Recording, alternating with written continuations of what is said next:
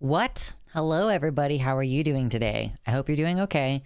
I'm doing pretty all right so far. No major complaints, at least today. I voted today.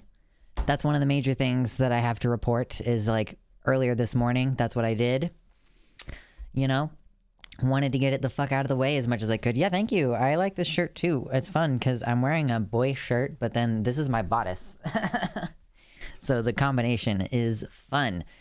Anyhow, hello to everybody on the website chat. We've got website chat people. We've got, oh my God, when did you all start speaking today?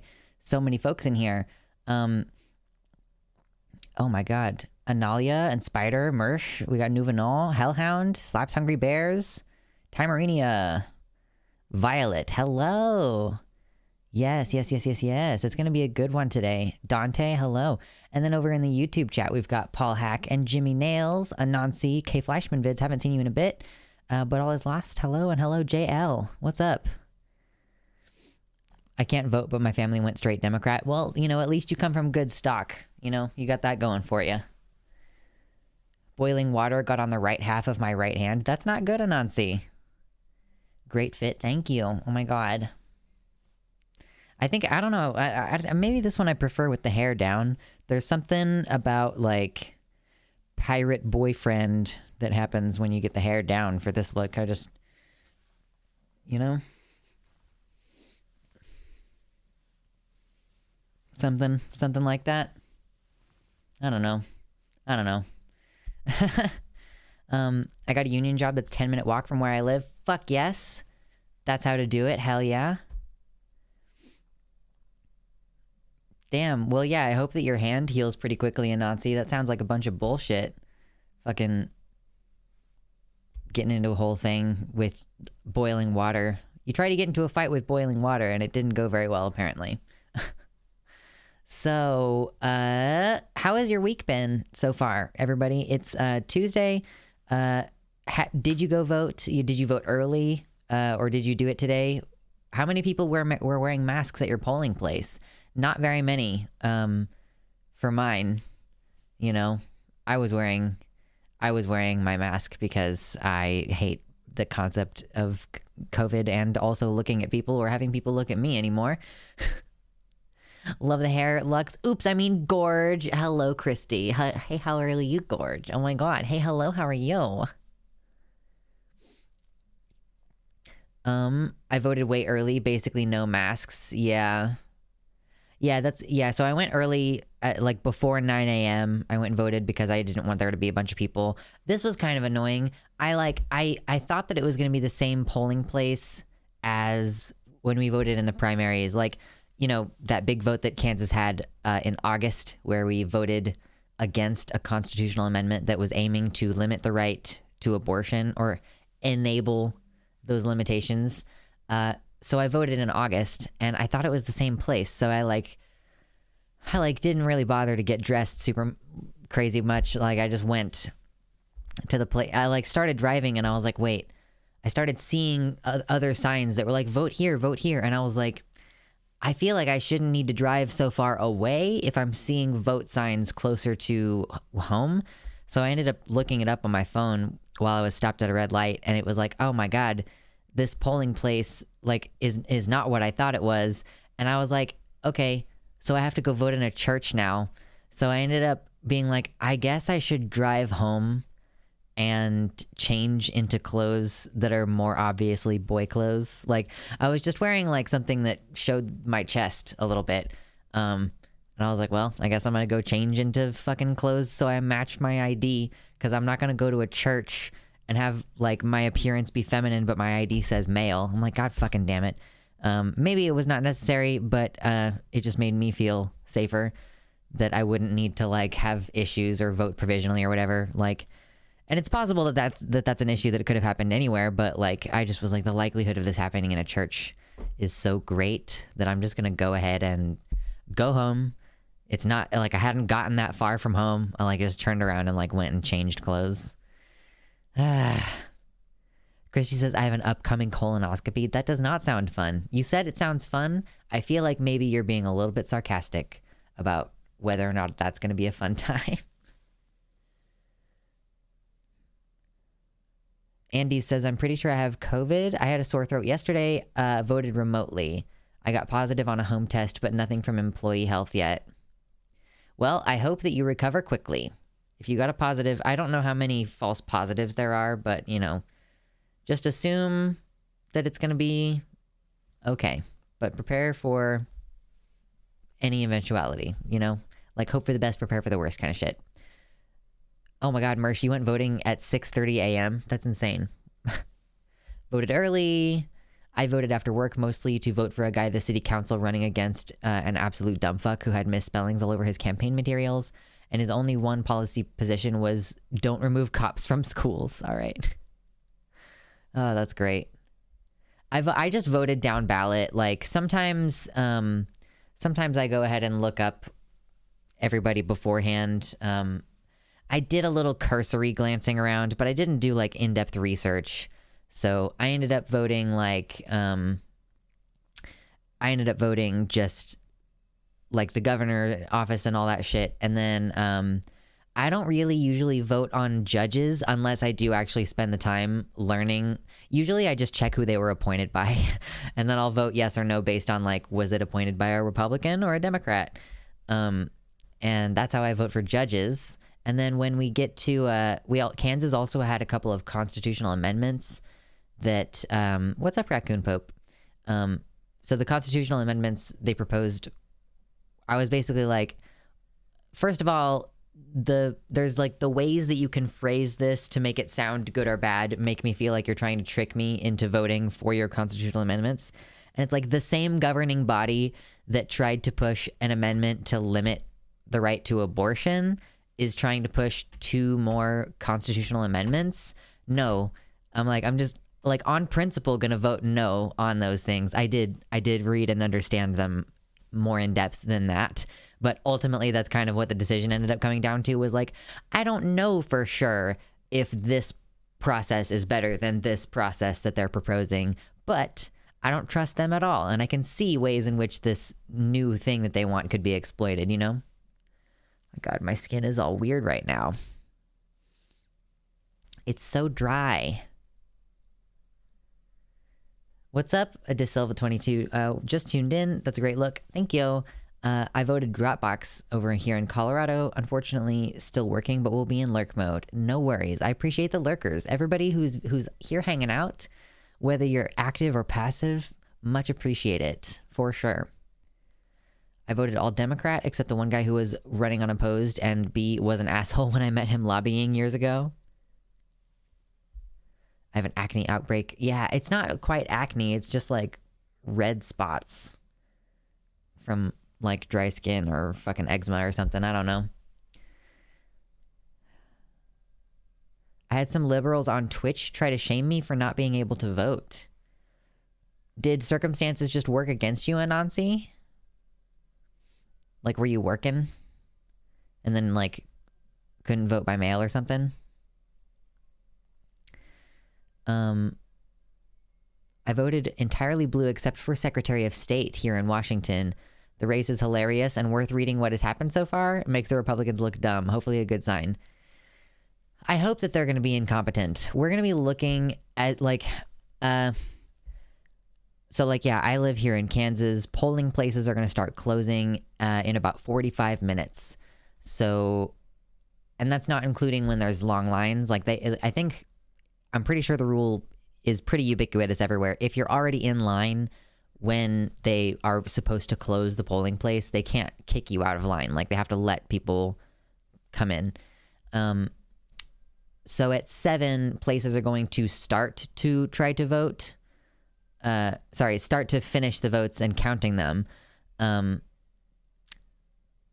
So maybe we'll see, like, here in about 45 minutes, maybe we'll start checking to see what some initial preliminary results are like. I don't know when polling places close on the East Coast, because that's an hour. No, I have it backwards. On the West Coast, it's earlier. So if the polling places were closing at 7 p.m., we would have already started to see results coming out in, like, California. It was too far and was just off work, so I'm tired. They sent me a thing a few weeks ago or whatever that was like, here is what we need from you in order for us to send you a mail-in ballot. So like I could have gotten a mail-in ballot. I just didn't manage to get that sent in.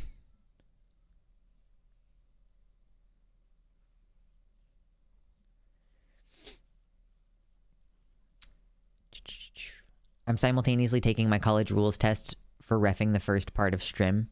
Yes. My submissive voted early on like the second day it was possible. Is that a thing that exists in every state? I think it depends. Not only does it depend on your state, but it also depends on like your local area. Because there are places to vote early. And like if you don't live anywhere near your county seat, for example, like when I want to vote early, I don't live too far away from the county seat where like the courthouse is.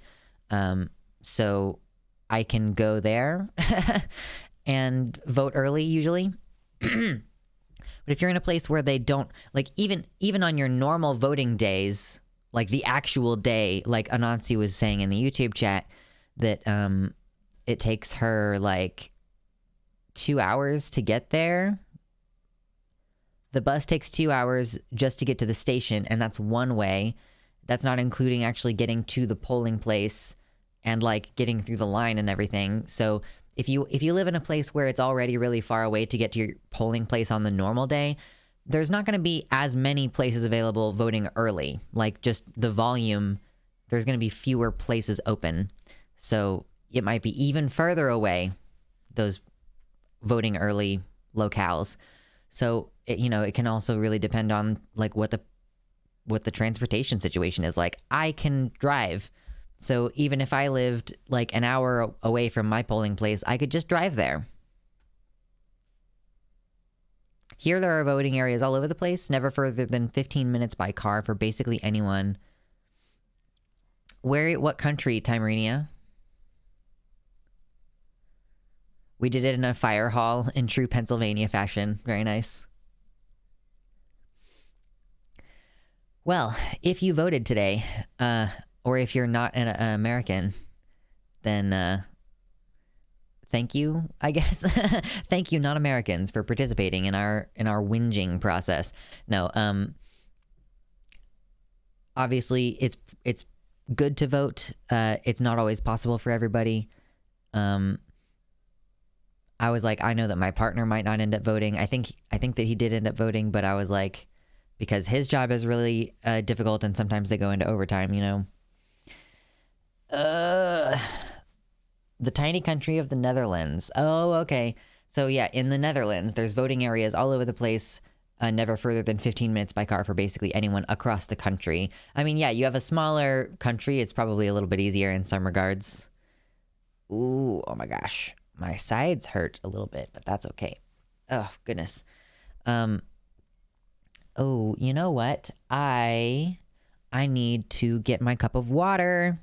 So while I'm grabbing a cup of water, why don't you consider getting yourself a drink, hitting the like button while I'm gone, just real quick, just a little tap on the like button on the YouTube page there, and I'll grab a water. Hail hydrate. Meet you back in a minute.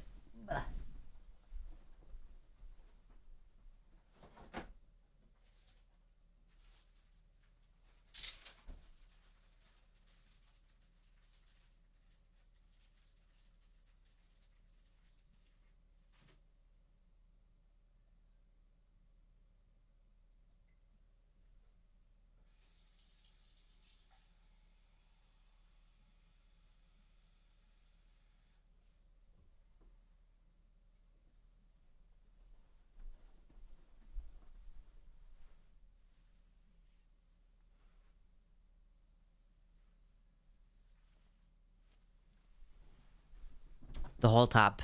Now you can see. Now you have witnessed. That's what I'm wearing today. I'm wearing this because I got some sick boots from the fucking thrift store today. And I tried on the shoes and was like, oh my god, I have to be a weird person today. I was like, I have to become a goblin. So that's what I did. I became a goblin. Star in the YouTube chat says, I just dropped off my ballot in Lamar, Colorado. Walked into the little town courthouse and the sheriff deputy was standing right there by the box. Very nice. That sounds convenient. If I had voted at home, I probably would have taken more time and voted for all the justices and judges and stuff and whatever. But yeah. What's up, Julian? Hey, thank you. I appreciate that. Looking a little hippie tonight. Is this really hippie? Is I like the goal is for it to be like piratey or like vampire maybe? Like this is my Renaissance Festival clothes, you know? So, and then like there's also this. So maybe that brings it home a little better. This is whether I would have streamed tonight or not, I would have worn this outfit, to be clear. Like, I didn't put this clothes on so that we could stream. This was me at like 1 in the afternoon being like, yeah, I am gonna become a weird fucking person now. The extra consideration is a good argument for increased remote voting. For sure. Yeah.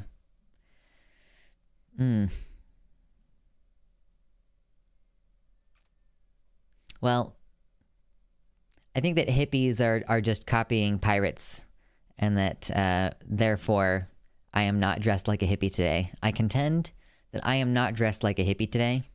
That's just my personal prerogative. I need to get more weird clothes. Yeah. Amazon. Dude, that's where the shirt came from. This was like made by a human person, I think. My corset bodice thing, and my pants were made by a human person. But yeah, the shoes I just got, I like happened to find some fucking shoes on the rack at the thrift store. I go to the thrift store relatively often because I'm moving soon. Hi, my name's Luxander. If you didn't know this already, I'm going to be moving soon. And that's kind of a big deal because I've lived with my person for 12 years and now I'm going to be not living with any persons. So if you want to get me a housewarming gift or help me with the purchasing a bed thing, check out the links in chat. Type !move on the website chat. We appreciate it. Super, super appreciate it. Are there any races in particular that anyone in chat is concerned about, is watching closely? By the way, if you're here and you have not yet hit like, be sure to do that. We only have 29 likes and we have like 46 concurrent viewers. If we can just get like 10 likes really quick, that'll boost the stream a little bit. Because I'd like to start talking to you all about like what are some races that you all are concerned about. I feel like you could LARP Vampire the Masquerade well. I don't know what Vampire the Masquerade is, but when I put this on, that's one of the vibes that I felt. I was like, boy, like I feel like I'm a vampire boyfriend right now. Let me get this link so that I can type it over in the YouTube chat real quick. As always, I appreciate your likes and your comments and donations. Super appreciated. Concerned about the human race. True, Timerinia. Scariest race is the race toward literal fascism and destruction of democracy. Well, yes. I mean, yes. But that is made up of several smaller ones. Because what I'm trying to fish for here is, are there any races that I should go ahead and pull up? Wow, how did we lose a bunch of viewers instead of increasing the number after the number of likes just shot up? Whatever. Yeah. Oh, thank you, Mersh. I'm worried about the aftermath. I don't want to get blocked from transitioning, for example. Yeah, I mean, like my 16-year-old brother who just got on testosterone a few months ago lives in a state where they previously tried to increase the age to 25, and I would fucking lose my mind if he was just forcibly detransitioned. I'm 15 and I just got HRT. Oh my god. Well, yeah, that's exactly what I mean. Like, that sounds truly awful.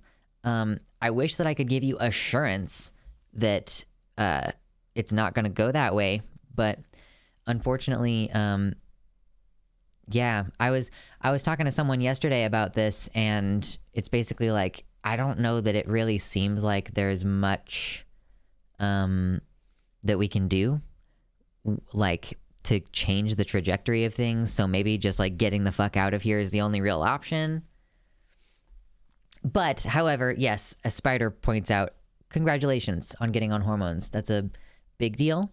It's a good thing that you've achieved that, and I wish that it didn't have to be tarnished by the idea of being scared that it's going to be taken away from you, because that's not it's not an okay thing to subject someone to, like, at all. Vampire the Masquerade is a TTRPG that can be easily LARPed. It's neat if you can find decent people. Maybe check out LA by Night if you want to watch some celebrities play it like Critical Role. Okay.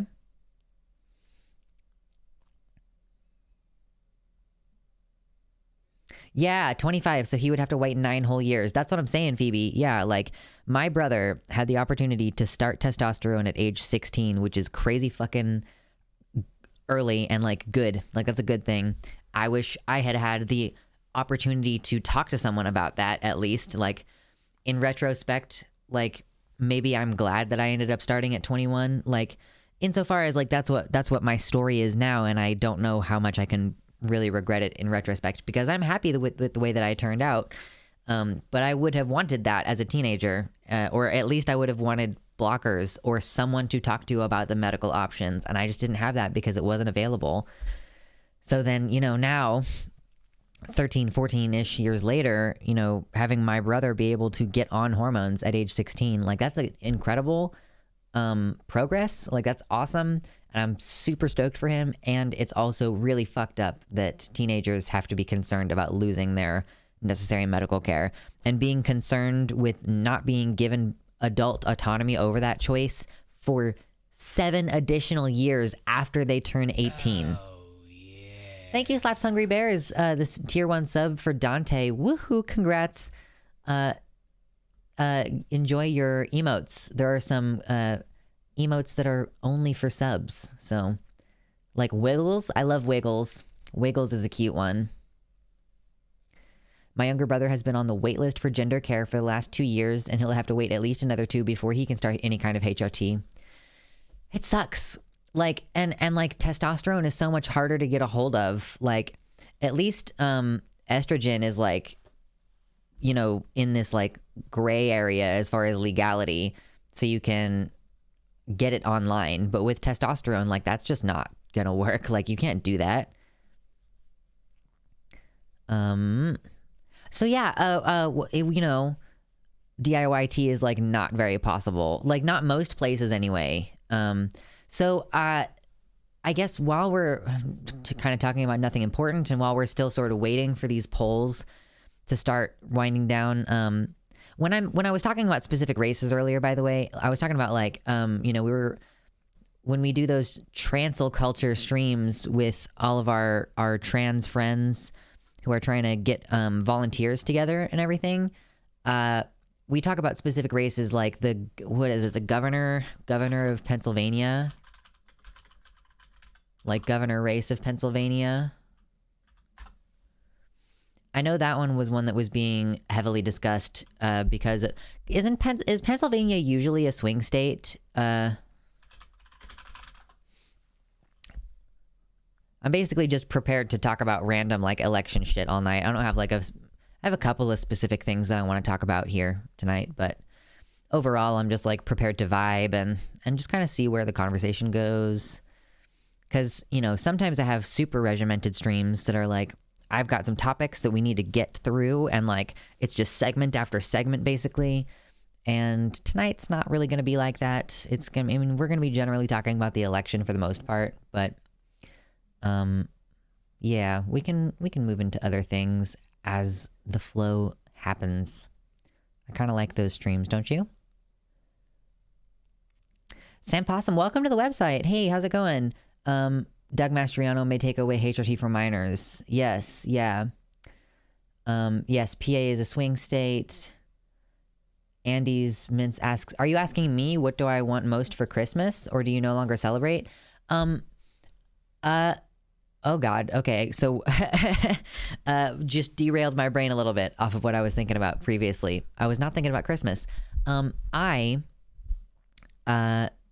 have like a bunch of stuff that would love to get for Christmas. Like I celebrate Christmas in so far as, my family all celebrate it, and it's culturally celebrated in the United States. I didn't used to find very much joy in it, but that's partially because like I don't really stay in contact with my original family, which means that like there's fewer gifts, frankly. So it's like, you know, one of the main reasons that we all grow up looking forward to Christmas, I'm like, well, I'm not really going to get much. Like, so I'll look forward to the family gatherings that I go to for like my in-laws. But I was always so fucking curmudgeonly about Christianity for such a long time. And now I find the joy in Christmas because not only of the family stuff, which I do find joy in, but also because I, having gotten into paganism, enjoy the aesthetic now. And when I go to the store and there's Christmas shit, instead of being fucking irritated about it, I'm usually more like, oh, isn't it so nice of all of these Christians to be getting into my holiday and my traditions. So there is a more enjoyment than I used to have. But yeah, so one of the links in the !move command on the bot there is a wish list on Amazon for like stuff for my new place. Like there's a really nice headboard and like bed frame on there that would be really great to get. Like there's like a bunch of stuff on that list, frankly. Like some of it is stuff that I actually genuinely do need, and some of it's more like this would be like good to have. Like I would enjoy having this, you know? I'm also, this is a great plan. Like you're gonna love this plan. Okay. Instead of getting a 4-post bed, which are fucking annoying and enormous, what I've decided to do is get a shower rod for a clawfoot tub. Like, you know, a clawfoot tub, it's just it's just in the middle of the floor, right? So you have to get a shower curtain that goes like around the whole thing. And so yeah, they sell shower curtain rods that like there's 2 connecting points into the wall and 1 connecting point into the ceiling on the other side of the shower curtain thingy. And I'm going to put bed curtains around it. I'm probably just going to get a queen size bed, TBH, because it's what I'm used to and it's the most common bed size, so it's the easiest to buy stuff for. I love the idea of having a California king, but then for the rest of your life, or at least the rest of the lifetime of that bed, everything for the bed is more expensive. Like you have more money for sheets, more money for bed frame, you know, just like everything about it is more expensive from that point.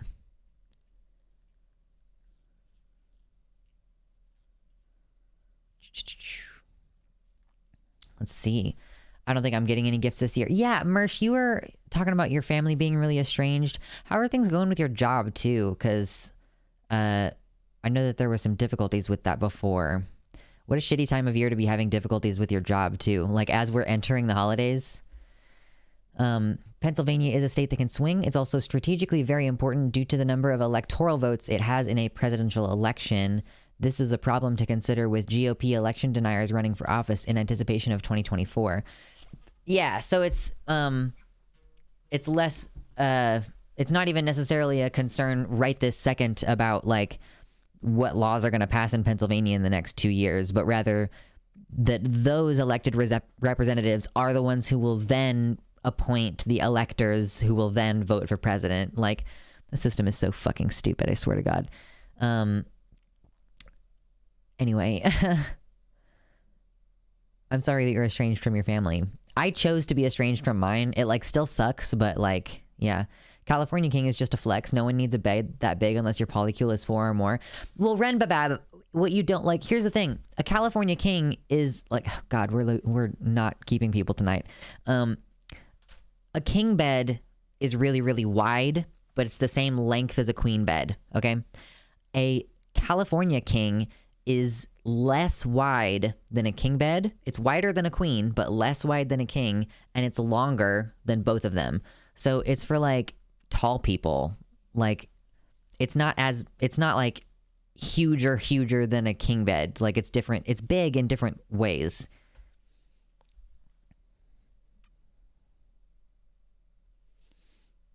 If anything bad happens, I'm just going to stay with my sister in New York. OMG, I need that kind of bed. Every bed I have is too short. Yeah. I mean, the California King is like the ideal bed size, in my opinion. I just think it's impractical as far as your entire life is concerned, you know? Today I learned I'm short, so I don't think of length. Yeah. I'm not crazy tall, but I have historically had partners who are taller than me. So that's what I tend to think of. I'm like, well, usually, you know, the enormously tall man in my bed or whatever might have his feet dangling off the end. I just learned I'm short too. Won't be getting much from Hana Christmas, but having nibblings means new toys for us to play with when I'm babysitting. True. My feet stick out near the end of the bed and like sigh. Yes, it is frustrating, I imagine. And like you have to buy a different shower head. Do you ever have that issue where like you're not tall enough for the shower? So like the shower head that I bought is like, you know, there's the little attachment that comes out of the wall and it's like this or whatever. Here's the thing.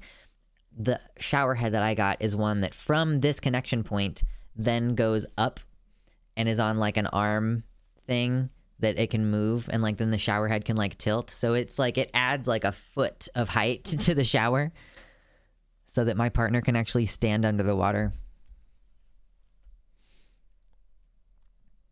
I'm ready to just go live in the woods with in a cabin with a double California King.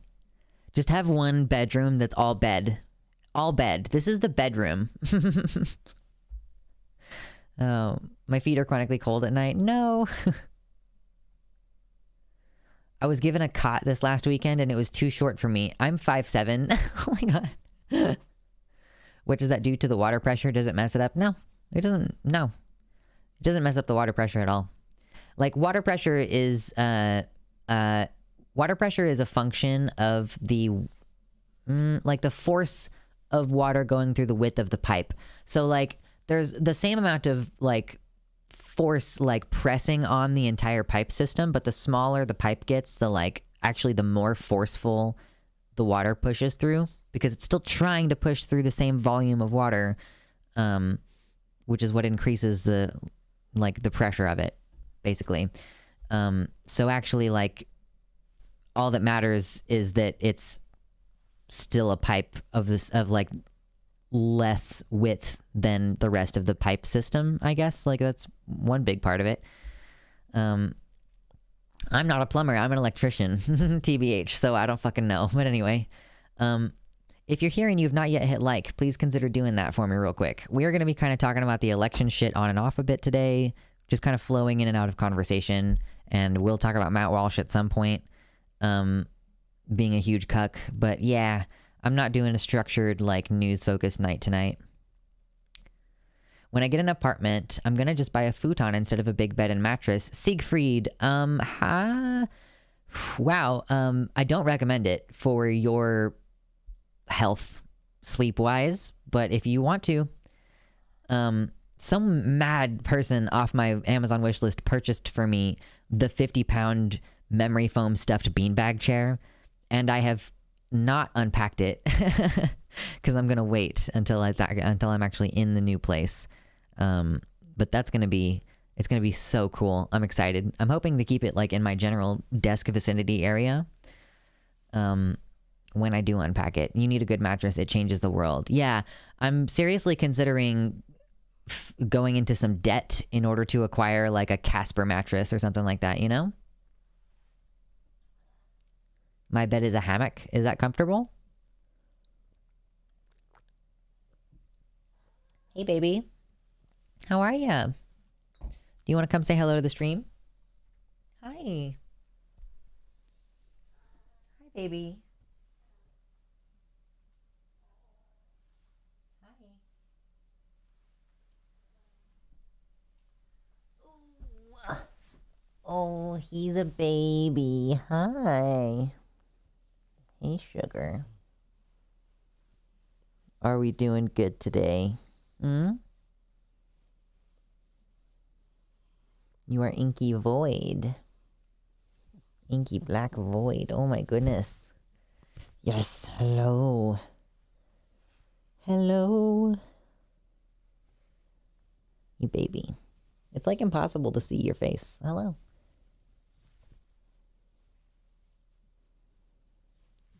Oh, okay, we put him down.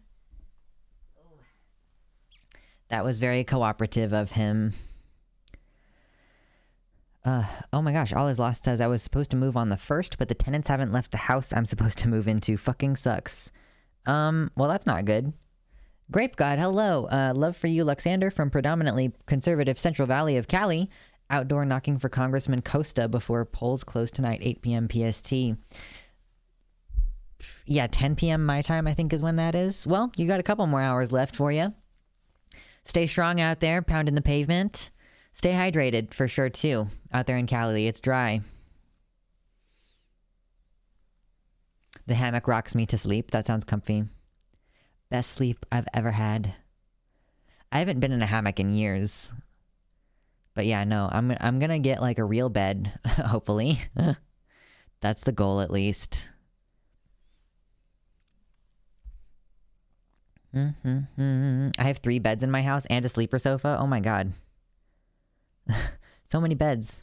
It's too many beds. Yeah, I have an air mattress, which is gonna be what I start with. If I don't have a mattress ready to be like delivered to the new place by the time I move in, I might just start with the air mattress. I have 1 bed and it needs to be larger. Kitty says no. Yeah, he does not like being picked up. He just like tolerates it for brief periods. Can you stop knocking the fucking water dish around, sir? Hey. Okay, just drink the water. Stop knocking the dish around. Thank you. Got Taco Bell based Live Mosque. I want a bed that exactly matches the size of my floor. Yes, Dank Cat Lord. That's the dream.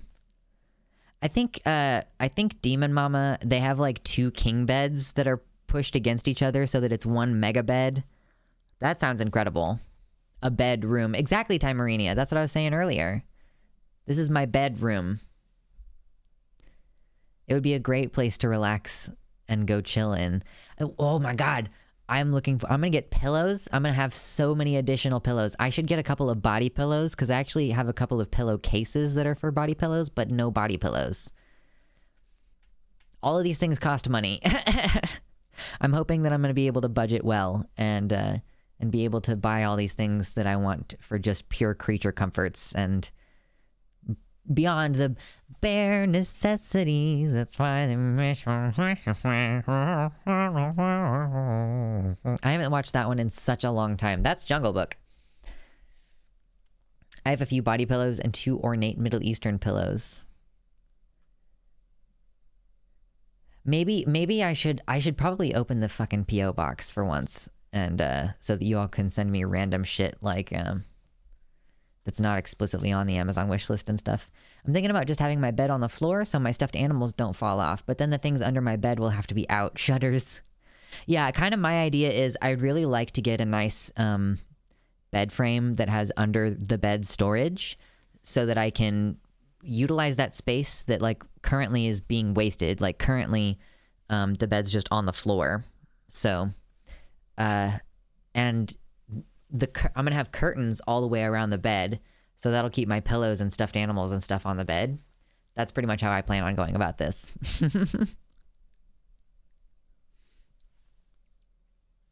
I got big plans. Oh my god, I got a burp. Oh my god, come on, dude. Oh, there she is. Oh my god, thank you. Having drawers or boxes under your bed can be very nice if you have space in the room to open or use them. Yeah, that's the thing too. Is like having the space to pull the drawers out. I'm thinking that's going to be maybe like one of my main storage places though. Whatever you do, be sure to get a metal frame or thick wood. Don't go IKEA or the slats will break if you even slightly put too much weight on them. Well, that's good to know, Violet. I have one on my Amazon wish list that looks like pretty well constructed. So it's got slats though. I don't like the metal rod things because those seem like they'd be really uncomfortable. Floor bed here, stuffed animals buff is very real. My stuffed animal still falls off the bed, y'all. I don't know what you're talking about. Even though my shit is on the floor. Yes, burps are female, farts are male. That's not what I was trying to say. But I'll take it. What's the non-binary in that situation? Burps are female, farts are male. Sharts are non-binary. Memory foam mattress plus metal frame equals super comfy. Queefs maybe? Ooh, yes, queefs are non-binary for sure. Absolutely. Why? But yeah, I'm not aiming for a memory foam mattress. I think like if I'm gonna bother to get a brand new fucking bed, I'm gonna like I said, I'm gonna get like a Casper mattress and have them put me on a payment plan or something so that I can get something actually decent quality and have it last for a while. Memory foam mattresses hold on to so much heat, you know? It's if you're somebody who gets really sweaty at night, it's not a great. Casper is not memory foam. Casper is a complex web of 4 different layers of shit, and memory foam is kind of part of it. Like, can hiccups be non-binary? Absolutely. See, the great thing is that if we have burps are female and farts are male, then a number of other things can be non-binary because there's a number of different ways to be non-binary. There doesn't have to only be one non-binary, is the great thing about it.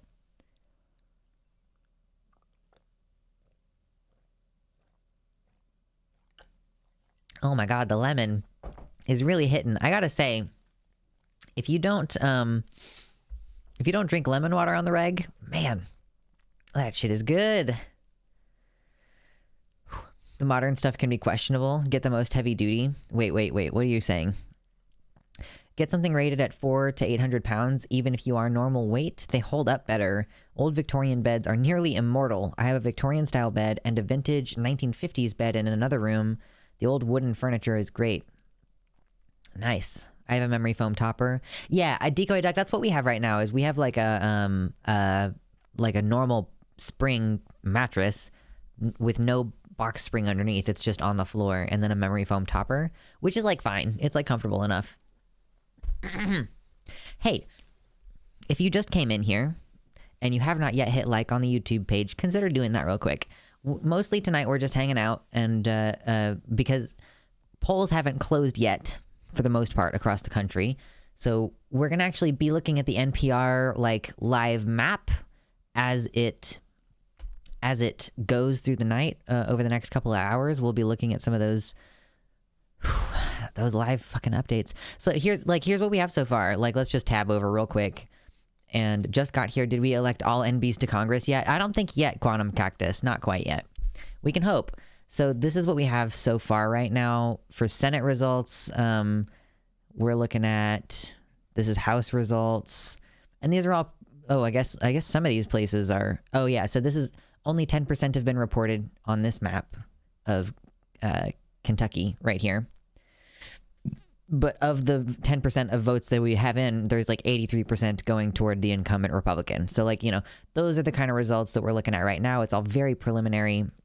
Let's see, only 5% of the votes in Ohio for the governor race. You know, it's going to be a developing situation through the course of the evening. So yeah, we're just gonna keep a look at that. Just keep a look, keep an eye out. I'm sure there's going to be some specific races that we're going to be looking at. You know, some that we'll keep our eye on, like that Pennsylvania race with Doug Mastriano is definitely going to be one to look at. Is it Kari Lake? Is she running for governor? What the fuck was she running for? Yeah, she's running for governor of Arizona. She's bad news. She is cuddled up buddy with alt-righters. You know, they support her strongly, and she doesn't denounce them, which means that they're buddy together. So, ooh, Jacob said, I'm currently slaying with my favorite lipstick and makeup, hoping North Carolina doesn't fuck my queer ass over. Vote, y'all. True. Absolutely, Jacob. So, let's see. It's probably going to be a long, messy night no matter when polls close. Yeah, and we're only going to be looking at the preliminary results here. There are going to be a number of places where these results aren't back in for several days. And I was just reading... I think somewhere... Shit, I've got too many tabs open. I think that there was a state where they were going to be holding on to some of the votes. Like, there was some contention about like ballots that had the incorrect date on them or something, like ballots with minor mistakes, and someone was like, we should throw all of those out, and it's currently being seen through by a court system of some kind. So they're taking those ballots, the thousands of ballots that have like some minor mistake on them, and they're holding those at the local level, just keeping them separated from the rest of them in case of whatever happens in that race, or not that race, excuse me, in that court case. So, also cuddled up with Tulsi, quote, the only real progressive Gabbard. Oh my God. I hate her so much. Tulsi Gabbard was talking shit about trans people this week. I think we talked about that on last stream. Amon Bundy got fined $250 for don't vote signs. He was running for governor of Idaho. What? What happened? But all is lost said, I love old Victorian furniture. It's solid and pretty, but it is heavy and sucks to move. Yeah, I don't want like solid wood furniture for the most part, because listen, there's still, in my mind, I'm still thinking like, you know, even while I'm sitting here, like I would like to acquire some decent furniture objects. In the back of my mind, I'm also like, you might still need to become a refugee from this country. These expensive, nice items that you acquire now are going to be things that you have to be willing to either pay to move them across the country, or you have to be willing to sell them when you're ready to become a refugee. So, you know, you just got to think about those kind of things. And I don't want to like acquire some antique furniture and then be like, oh my God, I have to leave this behind, because that would suck.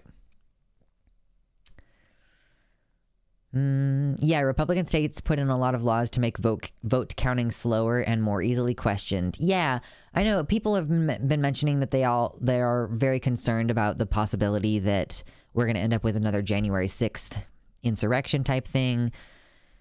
They seem to be already pushing this notion that they're going to be that there's going to be some reason to question the results, you know.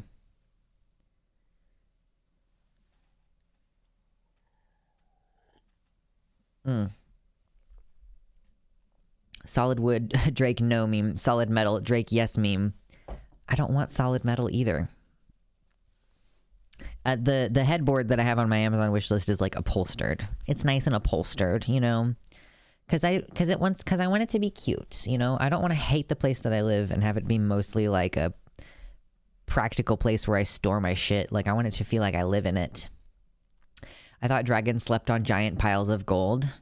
Listen, like, I've been cursed into this form, this pink, fleshy form. And as much as I love just, you know, setting a nice pile of grass on fire and then laying on the scorched earth there, you know, this squishy body doesn't like it nearly as much. Stay with your antique furniture in the woods with a well-stocked gun and ammo collection. True. Oh my God, that would be funny. Take my vintage furniture into the woods and expose it to the moisture out there. That sounds great.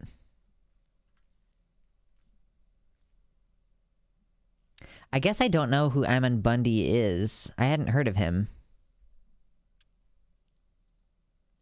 As long as polls are open, y'all queer asses better be voting. I'm thinking of having to carry my knives with me again.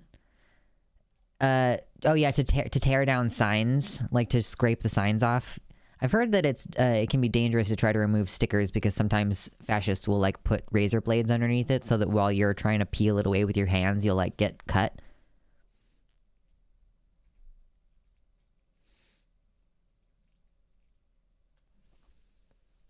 Goodness gracious. Okay. As an unfortunate meatbag, I agree with that sentiment.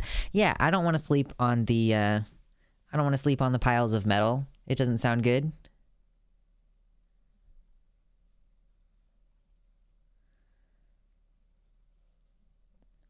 Arizona, Maricopa County.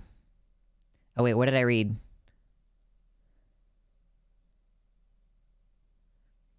Okay, Anansi, you can clarify. Yeah, safely remove stickers with tools, never hands. I wonder if this map, I can get it to be like bigger. Can I get this map to be bigger than it is? Because it's so tiny. The NPR map. I would like to be able to see it better. Give it to me. Oh, there it is. Oh, that sucks. That sucks. Damn. It's all covered up by the... Where... Okay, here we go. This is better. Okay, this is much better. This one doesn't show the governor race on it. Oh yeah, we can click around to the House and the governor. Secretary of State. Oh yeah, Secretary of State was also up for vote this time. Does this thing auto-refresh? Maybe. If it doesn't, then we can just refresh it every couple minutes, but... This is kind of, hopefully we'll start to see some results come in. Polls close at 9 p.m. Eastern. Oh, wait, so maybe they start closing at 8 p.m. instead of 9. Okay, maybe I was getting a little bit ahead of myself.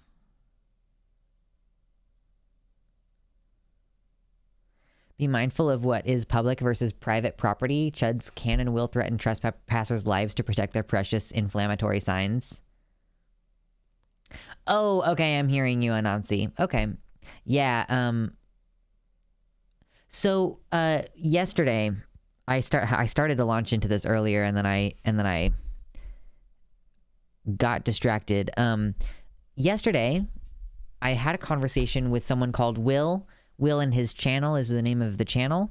Let me actually just pull up a fucking link to it so that if you want to listen to the conversation, you can. I believe the content is still available. So if you want to catch up on that, you know, tomorrow when I'm not streaming or something like that.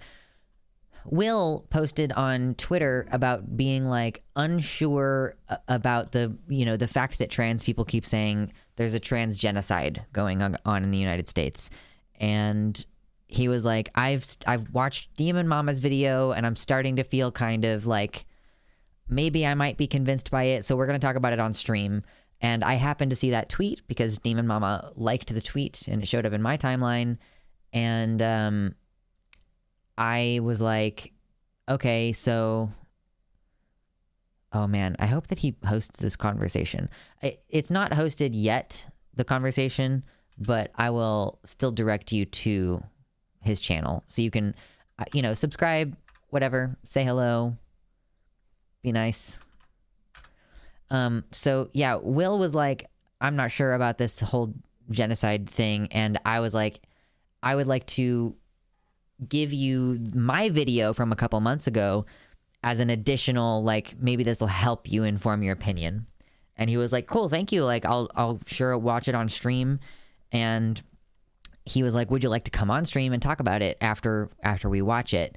And I was like, yeah, that would be great. You know, I don't have any fucking idea who this person is, but I want people to be on board with what I believe as far as what's happening legislatively and outside of the legislation, the stochastic terrorism aspect of it as well. So I was prepared. I was like, I'm going to relish in this opportunity. And it was pretty great. So I didn't want to be like blindsided, but by what his views were when we got on the call. So what I did was I started watching pretty early in the stream while he was still going over Demon Mama's content.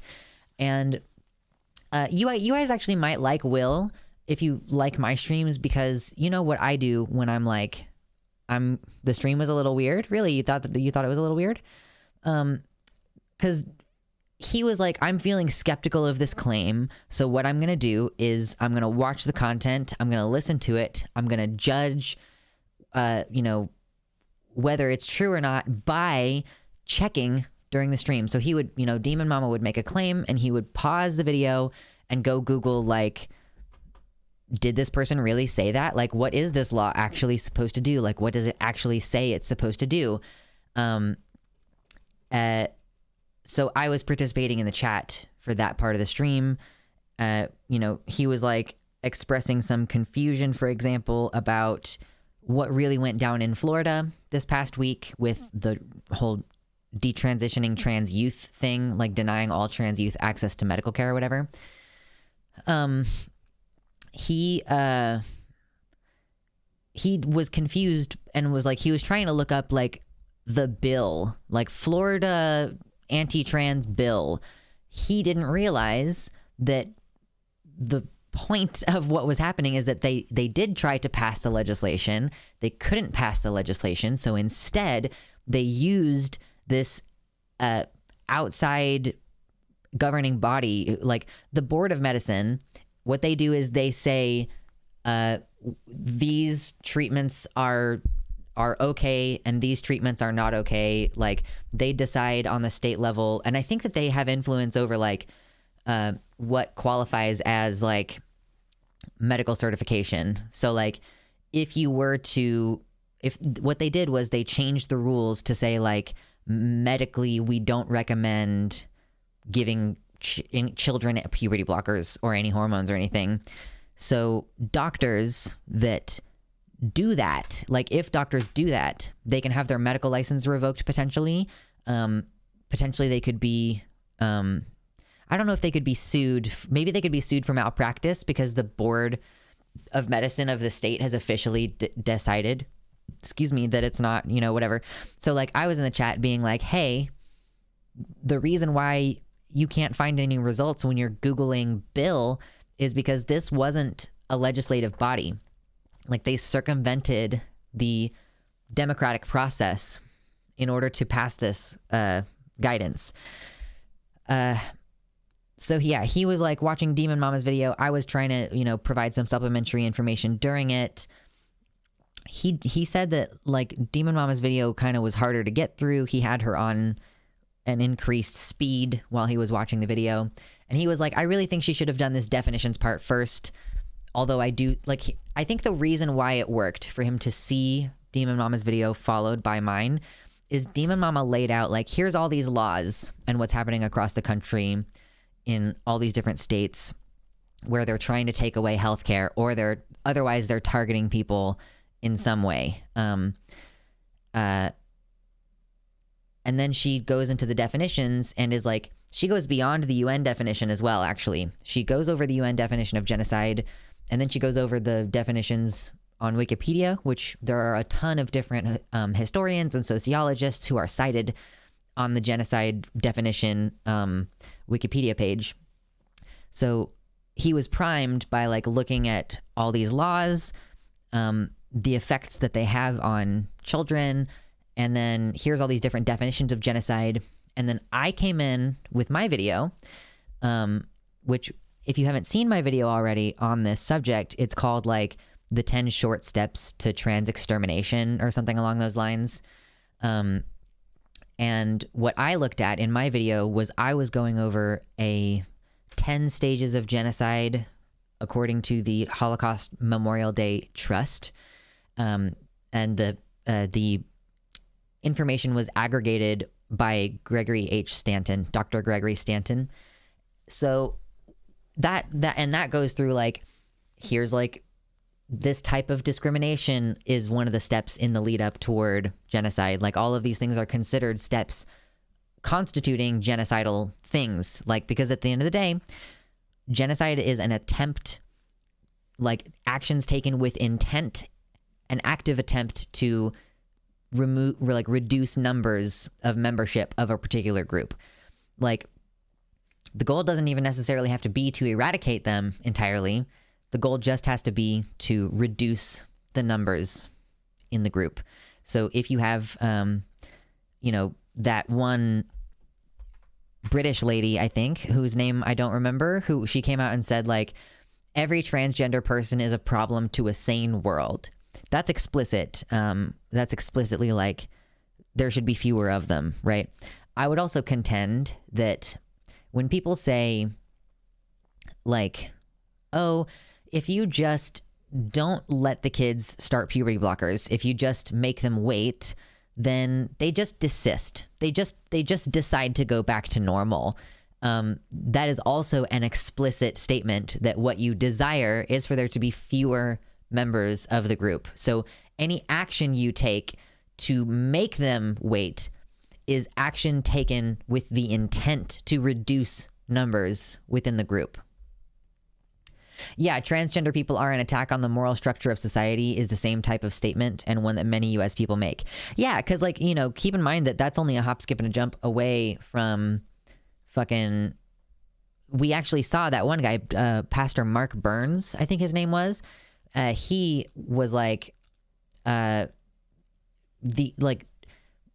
These people trying to subvert the proper gender roles are trying to subvert American society at its core, because those gender roles are integral to American society.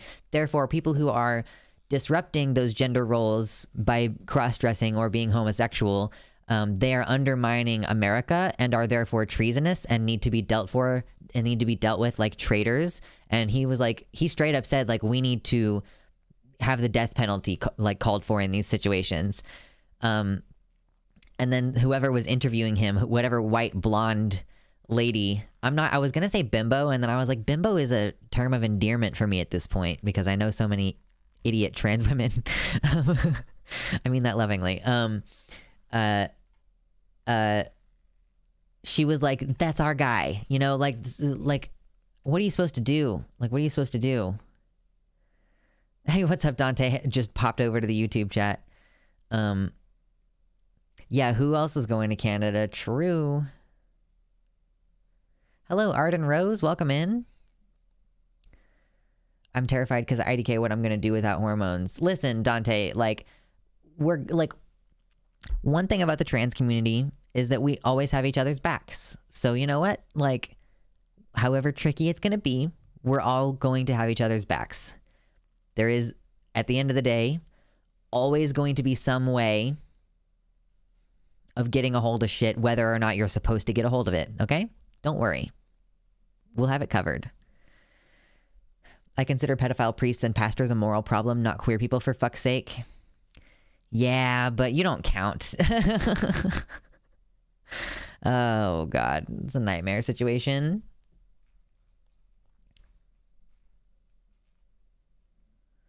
The same US GOP who don't mind lying, cheating, intimidation, and violence, calling themselves moral, holy, and Christian. True. I don't consider trans people in general having my back, but all my friends who do have my back are trans. Am I a weirdo? Because I truly do believe, like, I don't know. I don't think there's any trans person that I wouldn't at least piss on if they were on fire. You know what I mean? Like, I don't know, man. Would I piss on Blair White if she was on fire? I feel like I would have to, you know? I don't know. It's just like there are too few of us, I feel, to be able to make any other decision. Arden says, when I first came out, some trans people were fucking awful to me. Well, yeah. I mean, there are terrible people all over the place, but I don't know. When push comes to shove, I wouldn't piss on Caitlyn Jenner. That's a good point. I don't know if I would piss on Caitlyn Jenner. Not all trans folk are kinfolk. I kind of just consider them that. I hope this stream is less depressing than Vosh's. Did you just come over from Vosh? What's Vosh talking about right now? Chum Guzzler. It's a minority, but I don't feel like part of the larger queer community. Not all trans folk are kinfolk, to take from other black people. Yeah, that is something that I've heard black people say before. Not all black folk are kinfolk, I think is how it goes. Even though I have a friend of a friend who is a trans anti-vaxxer, I still would do what I can to help them. I just don't want trans lives to die in general. Yeah. Violet says, if you need help and are headed to West Coast Canada, just hit me up and I will try to help. I'm poor as fuck, but I'd happily help in every way I can. That is a good thing. Yeah, because ultimately my goal is, like, you know, we've talked about it on stream before. Like, ideally, I'd like to probably move to Washington at some point, and then that's a stepping stone on the way to Vancouver or somewhere near Vancouver. Lucy Christabel in the YouTube chat says, I would piss on Blair White unless she was on fire. That's funny. Oh, Vosh is going over how America is falling into fascism. Yeah, I'm not really in the mood for that shit tonight.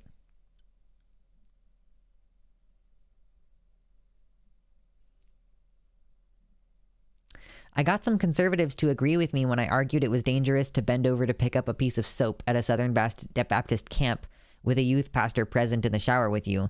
I told them that they were far safer at a pride celebration, and they agreed. That's fucked up. God, that's fucked up. But yeah, so during that conversation that I was having yesterday, I think that like Will was mostly convinced by the time I jumped on stream to speak with him, because I spoke with him after he had already watched my video. So, you know, Mama's video priming him with the extensive, like numerous definitions of genocide and really hammering home that it's like, you know, restricting access to healthcare causes bad mental health outcomes, causes suicidality. And when you tell the Republicans that that information, so they know that information, and they still choose to do the actions that they know will cause people to have worse mental health outcomes and likely kill themselves, like what else do you call that than someone just like openly doing something that they know will result in death of a hated minority, of an unwanted, undesired group.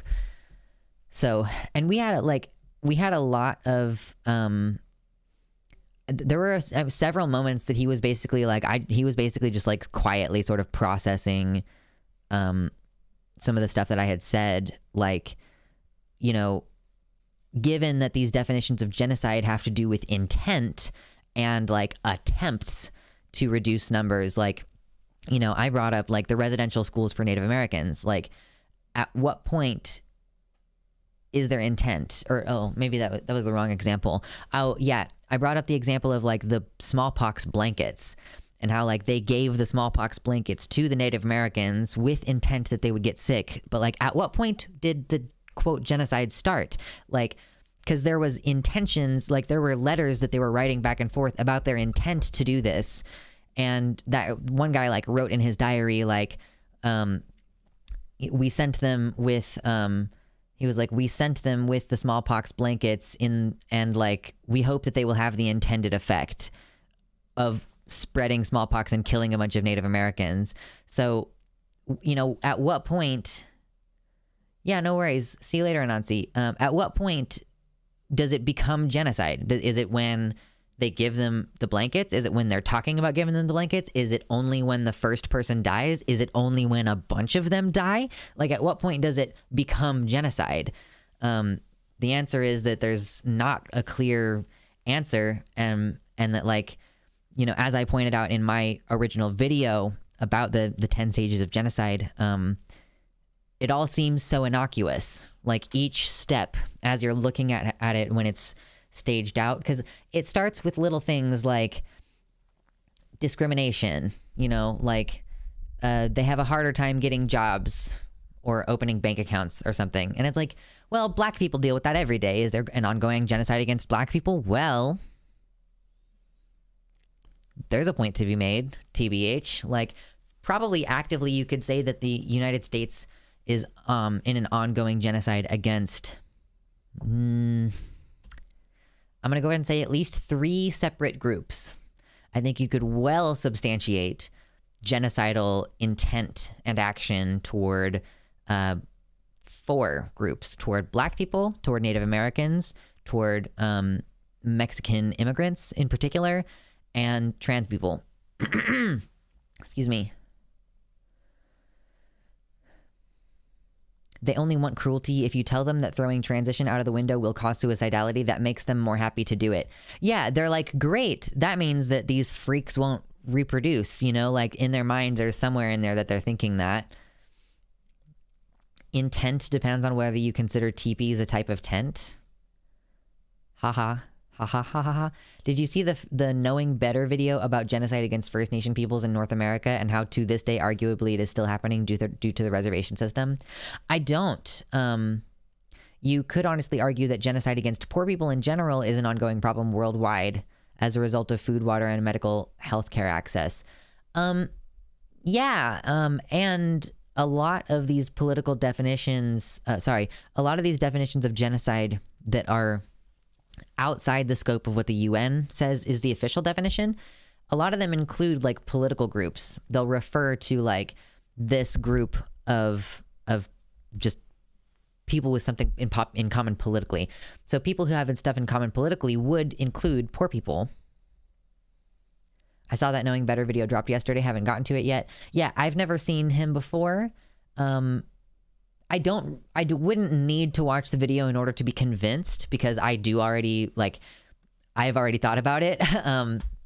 And there is still for sure genocide against First Nation peoples. Oh, listen, you probably didn't know this. Do you know that the United States government had to create an act specifically making it illegal to steal Native American children? Did you know that was something that needed to happen? It's called the Indian Child Welfare Act. It was a court decision, or I should say that was a law, like that was an act, and it was challenged in the court, and in a case called Holland versus Bracking, and they affirmed the constitutionality of it, recognizing the unique political status of tribal nations. The Supreme Court is going to be seeing this. It's going to be seeing this again. So here, like, if you didn't know this, speaking of ongoing fucking genocides against people, the Supreme Court considers fate of landmark Indian adoption law. The U.S. Supreme Court hears arguments Wednesday in a case that pits several prospective adoptive parents and the state of Texas against the Indian Child Welfare Act, a federal law aimed at preventing Native American children from being separated from their extended families and their tribes. This is a case that, more than usual, is steeped in American history. It's also a case that, more than usual, will resonate with the 9 justices, 7 of whom are parents, including 2 who have adopted children. Looking at a brief history of the law, in 1978, oh my God, in 1978, after hundreds of years of stealing children, keeping in mind that one of the main parts of the definition of genocide is stealing children away from the group and forcing them to grow up in a separate cultural context. Congress, after extensive hearings, found that public and private agencies had taken hundreds of thousands of American Indian children from their homes, sometimes by force. These agencies then placed the children in institutions or with families that had no tribal connections. About a third of Native American children were adopted away through child welfare agency actions, said Chuck Hoskin Jr., the chief of the Cherokee Nation. He continues, and of that group, about 85% were adopted outside of tribal families. Yeah, that's an insane number. The tribes saw these actions as a threat to their very existence. Congress agreed. In response, Congress passed the Indian Child Welfare Act of 1978, known by the acronym ICWA. ICWA established minimum federal standards for removing Native children from their families and required state courts to notify tribes when an American Indian child is removed from his or her home outside of a reservation. So yeah, one of the things that this was intended to do was to give the nation like whatever, like let's just say the Cherokee Nation, for example, to like if the child's well-being was being contested legally, like there was neglect in the home or something, and they needed to remove the child for those reasons, they would then contact the leader of the Cherokee Nation, and so that they could be involved in the placement of the child, so that the United States wouldn't end up putting that child with a culturally different family, thus preventing the child from growing up knowing what Native American shit is, you know? Like, that's one of the main ways in which you can do a genocide, is by stealing the people and like making them assimilate. Yeah, removing children. Yeah. Iqua, true. Yeah, it's like, you're too poor to take care of your kids, so instead of helping you, we're going to steal your kid. It's not even just that time, Marinia. It's, you're too poor to take care of your kid, so we're going to steal your kid and then subsidize another family to raise them. Because foster parents get money, you know, like, they get paid by the government to do what they do. And tax breaks probably too. Like, holy shit. Yeah, it's intentional destruction of a group of people. Oh, listening to emotionally devastating news while sitting in your metal box that's poisoning the planet. Two of my favorite activities. It's literally residential schools all over again, not even hyperbole. Actually incomprehensible. Wow. Yeah, so they're going to be questioning this again. Let's continue reading now. The state of Texas and several families who are adopting American Indian children are challenging the law in court. They contend that it amounts to an unconstitutional racial preference and that the federal law impermissibly intrudes on state autonomy. Oh my God. This is just classic. Like, we're in the majority, but we feel like the minority's rights are treading on ours, actually. Like, yeah, man, like a protected group that's smaller than you. This is why democracy is bad. Okay, like, this is why, like, I fully am on board with the idea that democracy is bad, actually, because the majority can be like, well, the only 2% population group of people are freaks and we don't like them and we want to kill them all, and let's vote for it, and yes, so let's do it. We got 54% of the vote. That's bad. Oh my God. Isn't it cool when what you thought was progress was actually a brief respite from the ongoing horror, which is now resuming? Yeah. Yeah. I saw a study or poll done that indicates that broadly people overestimate the size of minorities. Yeah.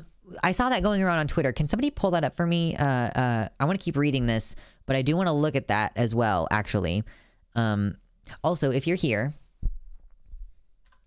God bless you. If you're here and you have not yet hit like on the YouTube page, please consider doing that for me real quick. It immediately helps the channel. I really appreciate it. It only takes a second for you, and it means a lot to me, so thank you. But I want to continue reading this, and I also am interested in those, it was like estimating one of the things was like Democrats tend to think that there's like 20% of the total US population is transgender, like some fucked up crazy numbers like that. Like, if you know what I'm talking about, pull it up for me. If not, I'll try to find it on Twitter in a minute. Let's see.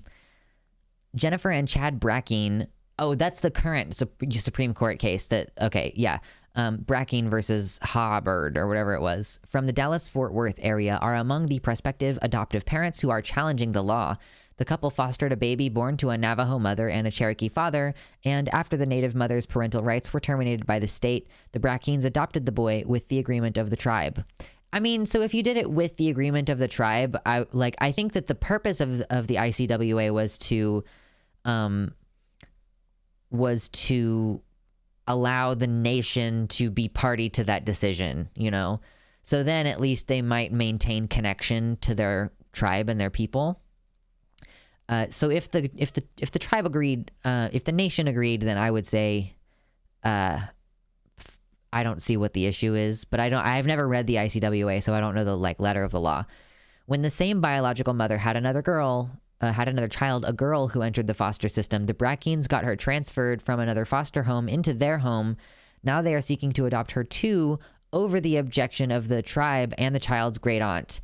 Yeah, no, see, and then at that point, the tribe has said, listen, if you want the babies to be together, then you have to give it up. Like, you have to give up the baby that you already adopted, because it's more important that like that person be able to be raised in the culture of their people so that their culture doesn't die.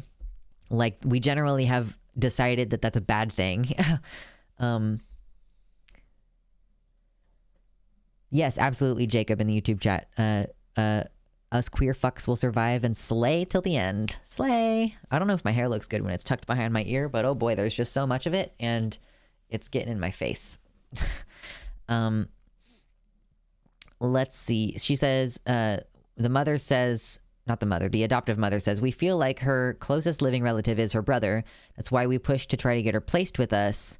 It's heartbreaking to us that there are laws out there that say it's better for her to live in a tribal home, any tribal home, before she is allowed to stay in our home with her brother. She's not going to be staying in a tribal home. The child's great aunt is involved, you fucking white piece of shit.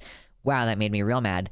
The Brackeens' lawyer, Matthew McGill, says the real injustice of ICWA is that it deprives children of an individualized assessment of their own best interests, and it replaces that test with this hierarchy of preferences. The whole fucking point is that the tribe has to be involved. The tribes say that the best interests of the child are being considered. ICWA doesn't prevent an individualized assessment of the best placement for each child, says Catherine Fort, director of the Indian Law Clinic at Michigan State University. State courts do this type of assessment, she says, every day, adding, I personally don't know a state court judge who would be comfortable being told that they weren't allowed to do an individualized assessment. However, for an American Indian child, Fort says, that individualized assessment includes consideration of the child's relationships with her relatives, her language, her religion, and her tribal tradition.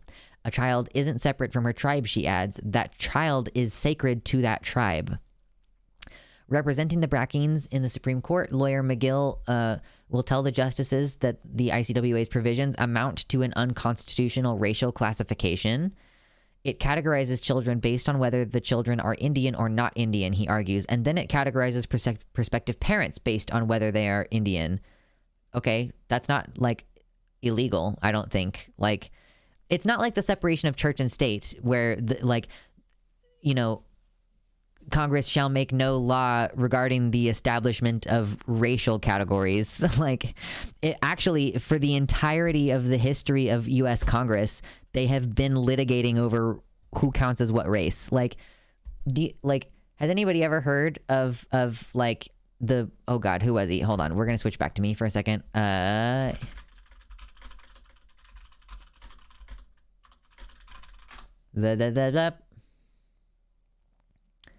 Ozawa versus United States. Is this what I'm thinking of?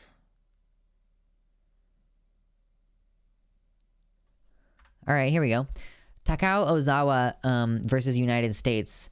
The Supreme Court found that Takao Ozawa, who is a Japanese American who was born in Japan but had lived in the United States for 20 years, ineligible for naturalization. In 1914, Ozawa filed for U.S. citizenship under the Naturalization Act of 1906. This act allowed only, quote, free white persons and, quote, persons of African nativity or persons of African descent to naturalize. Ozawa did not challenge the constitutionality of the racial restrictions. Instead, he claimed that Japanese people should be properly classified as, quote, free white persons. Writing for a unanimous court, Justice George Sutherland approved a line that lower court cases held, stating that, quote, the words white person was only to indicate a person of what is properly known as the Caucasian race. The court stated that the Japanese were not considered as, quote, free white persons within the meaning of the law. Justice Sutherland wrote that the lower court's conclusion that the Japanese were not, quote, free white persons for purposes of naturalization had, quote, become so well established by judicial and executive concurrence and legislative acquiescence that we should not at this late day feel at liberty to disturb it, in the absence of reasons far more cogent than any that have been suggested.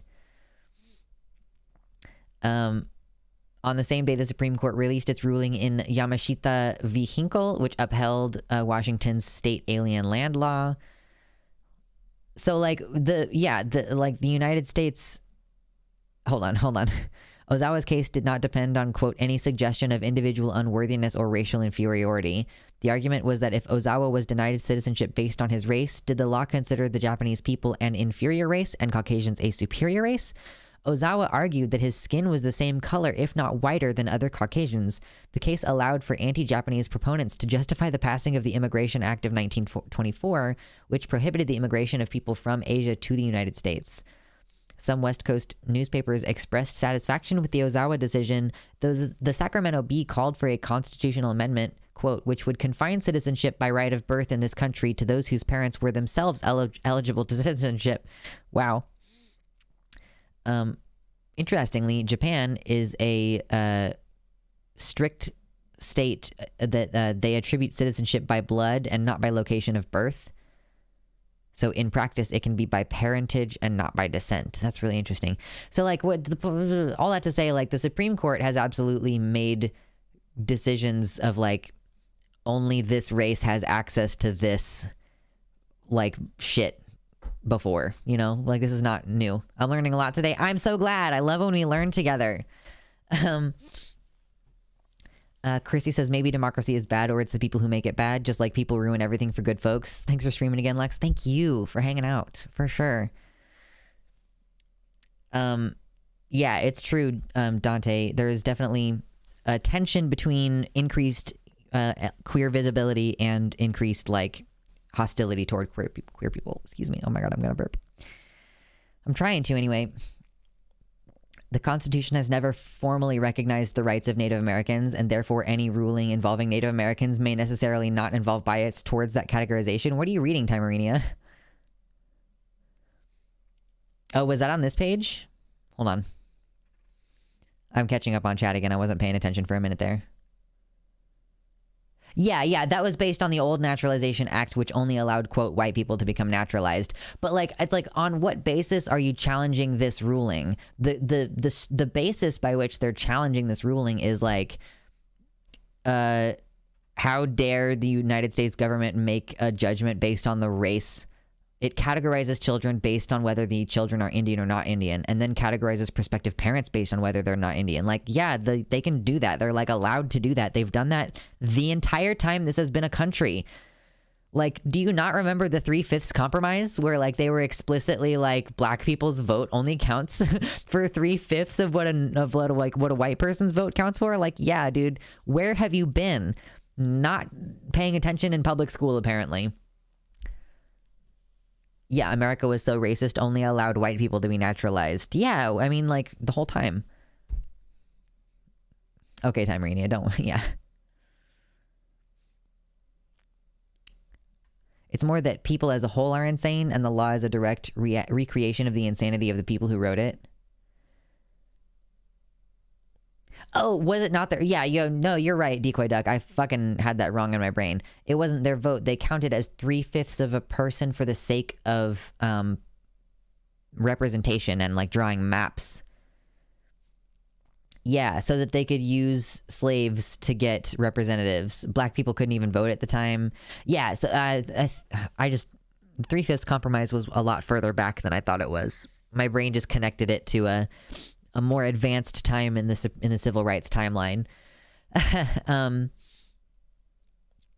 It's only technically a racial bias. It's the type of bias that's essential to preserving a nation. It's like, it's just so irritating when these people are basically like complaining about a protected minority being protected. Like, that's literally what they're bitching about. They're like, this minority being protected from cultural fucking destruction. Yeah, but I would really rather that the babies be together in my white home.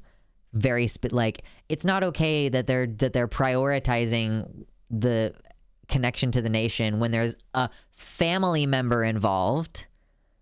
There's a great aunt involved, keeping that in mind. So let's see. The Biden administration, like past administrations of both political parties, is defending the law. Citing a string of precedents dating back to the early days of the Republic, the government says that ICWA draws classifications based not on race, but on connections to tribal groups. And under the Constitution, those tribal groups are separate sovereign nations, essentially a political group. That's an interesting take. Lawyer Ian Gershengorn.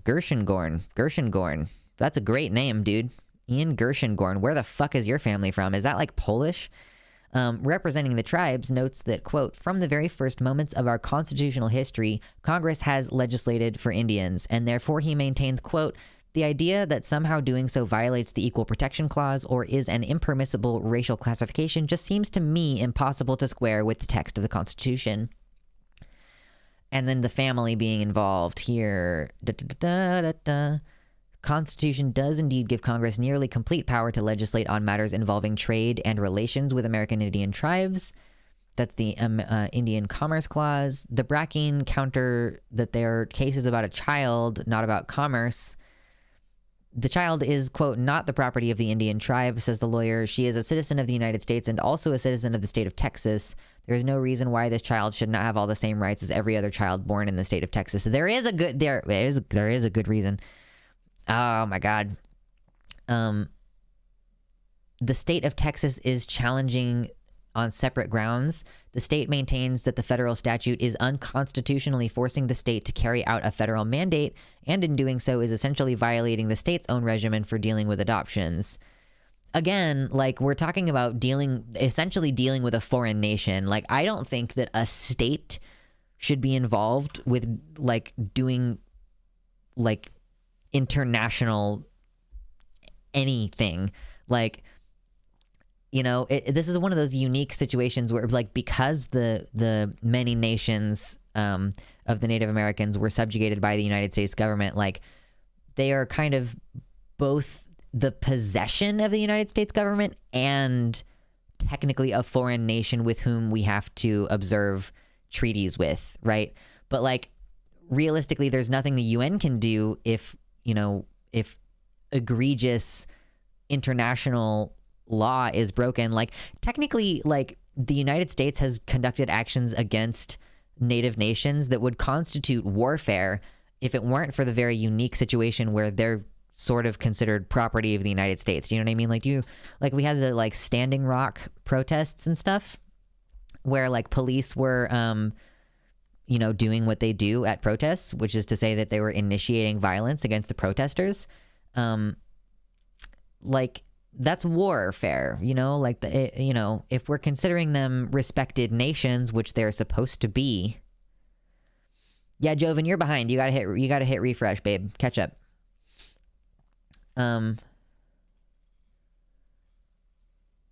It shows that Texas views First Nations people as already colonized and thus they aren't treated as independent bodies from the USA.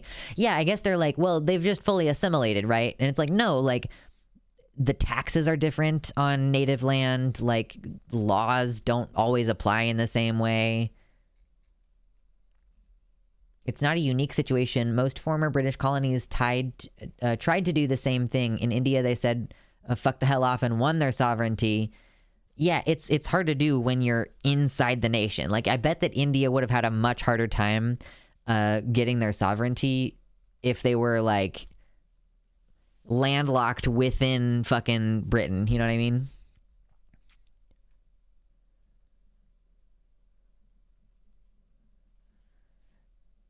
Mersh says, they still sometimes called Malungans and Native Americans in Amherst, Colorado, or Amherst Co., Virginia, free issues as a slur. I've never heard that before. It's the same as being called the N-word, left over from eugenics, segregation, racism against any and all non-whites. What the fuck does that mean? Like, what does that allude to? Like, how is it a slur? Like, like, I know why, something like, gonna just drop a slur for Mexicans right here, I guess. Like, I understand why the term wetback is a slur. Like, I get that. But where does free issues come from? I talked to Congressman Ben Klein years ago about recognizing native lands in Amherst, and he literally went off on me. They really don't love the idea. Oh, freed slave. Oh, okay. Free issues. Okay, that's kind of fucked up.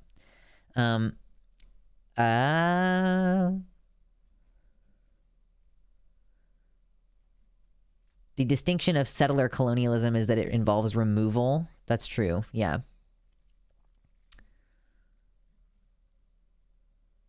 They tried forcing U.S. passports on local First Nations and didn't let them travel to the Lacrosse World Championship using their own passports, which should have been just as valid.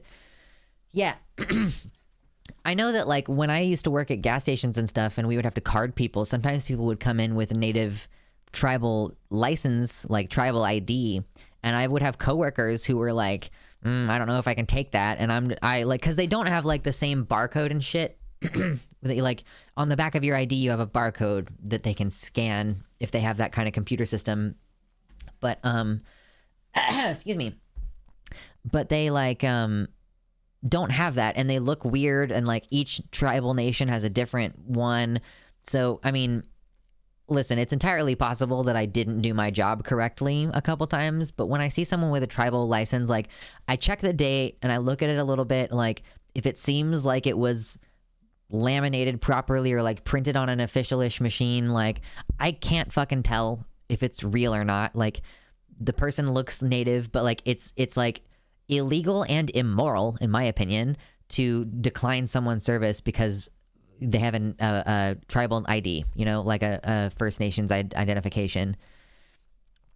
Because my prerogative on that was, like, I know that this is an adult who, like, I don't mind, like, I know that they can get cigarettes because I know that they're an adult. Like, this person is my age, and I would just be like, I don't want them to experience racism, basically.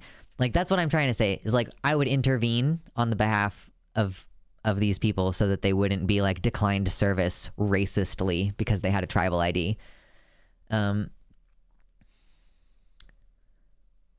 also don't know what Malungan is. Malungian? I've never heard that phrase before. Like, it's a racial term, I'm getting the impression, but I've never heard it before. Sorry, Mersh. ID is first and foremost a tool for forcing people to be classified with more or less rights. That's why they try to tie voting to ID as a way to make it as hard as possible for those who can't afford ID or who have recent changes to ID to vote. Excuse me. Yeah, plus again, the tribes were long before any of the pasty white bitches. True. Because they cost money. Like, IDs cost money. You have to make your way to the DMV to get one. Yeah, like if you're deaf, there's an access issue because not every DMV is going to have an interpreter there. You know, like I've seen this video before of this black deaf woman having the police called on her because she was being disruptive or whatever, and it turns out that she just is fucking deaf. So when the police arrive, they bring an officer who can sign, and then they have like an okay interaction from that point. Like they help her get her ID and figured out, like, you know, and that's like a cute little heartwarming police moment that I fucking hate, but whatever. They're not allowed to engage in foreign policy either. Are you referring to the First Nations? Like, they're not allowed to engage in foreign policy because they could potentially be like, hey man, like, France, do you want to get us the fuck out of here, please? Or help us take some of our land back? ID is also arguably a form of genocide against non-binary identities because it reinforces our identity as our sex assigned at birth. So first of all, I changed my ID. So mine is no longer my sex assigned at birth. But I also don't think that... I don't think that I would qualify that as being a function of genocide. Like, the only way in which your ID is a function of genocide, in my opinion, is to mark you as what you are. Like, I guess you could say that being looking non-binary is in and of itself the danger. Like, if your ID says non-binary, that's just confirming the danger. If your ID still says your original birth sex on it, you still look non-binary, right? Like, the reason why your ID not matching what you really identify as, why that's a problem, is because when we were looking at those 10 steps of genocide, 10 stages of genocide, one of them is like marking the group. Like when they forced Jews to wear the stars on their shirts, when they forced gay people to wear the pink triangle.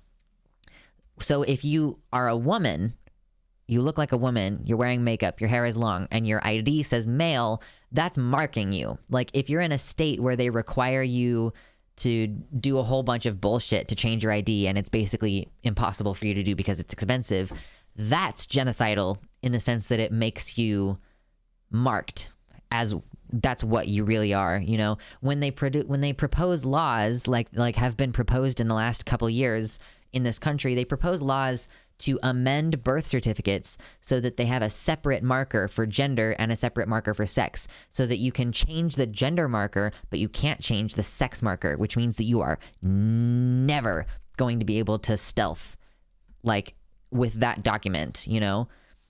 Like, God forbid you need to go to a country and, like, have to provide documentation for long-term staying in that country, and if they ask for your birth certificate, like, well, you're fucked. You can never change it. And it is also a form of genocide when they force you to sterilize yourself in order to change your identity information. Like a state apparatus forcing a type of person to sterilize themselves in order to gain access to something very basic like accurate paperwork. You know, like the state of Japan is genocidal in that way. Sex, yes. Gender? Maybe. That's accurate. That's accurate, Quantum. Yeah, for real. I feel like people in America kind of have different perspectives surrounding ID and ID laws than a lot of people in Europe. I think everyone should just have no gender identification on their ID specifically because it's fairly irrelevant to most proceedings. I agree. Yeah, for sure. Arguably, as long as we have a census lying about our gender by claiming it as our sex, that is erasing our identity and ability to have our gender and identity recognized legally. I wish they'd take sex off all forms of ID because I can't fucking change mine due to my governor. They made it so that you can change it in Kansas a few years ago, but I don't want to change my ID. I don't want to change my birth certificate to say male. Like, I don't want that. But I can't change it to X. Like, that's what I would like to do. But they don't have, like, if I could do that on my driver's license, I probably would. And if I could do that on my birth certificate, I could. But so I changed my sex on my driver's license to male in like 2016. I was like, Trump is going to become president and I'm not going to be safe. If like I was on testosterone, I was like, I'm not going to be safe if I look like a man, but my ID says female. So I changed it. And I'm comfortable with that choice. That's fine. But I would like it to be X instead. Excuse me. Frankly, like, funny enough, actually, I've increased the danger in the other direction, as now I'm a femboy and I want to dress like a girl a lot of the time, and I sound like this, and my ID says male. So that's why I don't go to protests. So like, one of the reasons why I don't go to protests, by the way, is that I think that I would be subject to potential danger, like as a trans woman, you know, like in that specific high incidence of violence against them kind of bullshit, you know. On the US trans survey, which, by the way, if you're transgender and you have not yet, if you're in the United States, if you are a United States citizen living abroad and you haven't taken the census yet, please do that. ustranssurvey.org. I was about to comment, though, that it'll take you 30 to 90 minutes. Make yourself some hot cocoa because it's going to be a tough one. Please do it, though, before they close the census in a couple weeks. But, oh my God, where was I? I got so distracted. Yeah, I wish that they had statistics on, they have statistics on lifetime sexual assault. Like, so in the last report, we could see that 37% of trans women reported lifetime sexual assault. But, for example, like 58% of non-binary people assigned female at birth had reported lifetime sexual assault. And I kind of wish that we had an extra angle on those numbers that was like, specifically like, have you been sexually assaulted before or after transition, you know? Like, because I'd be interested in the change in the statistics. Like, yes, thank you with Otro for putting that link in the chat there. I would be curious if trans women's rate of sexual assault, for example, goes up after transition, because I would guess that that's the case, but I don't know. It would be impossible to make a statement, right?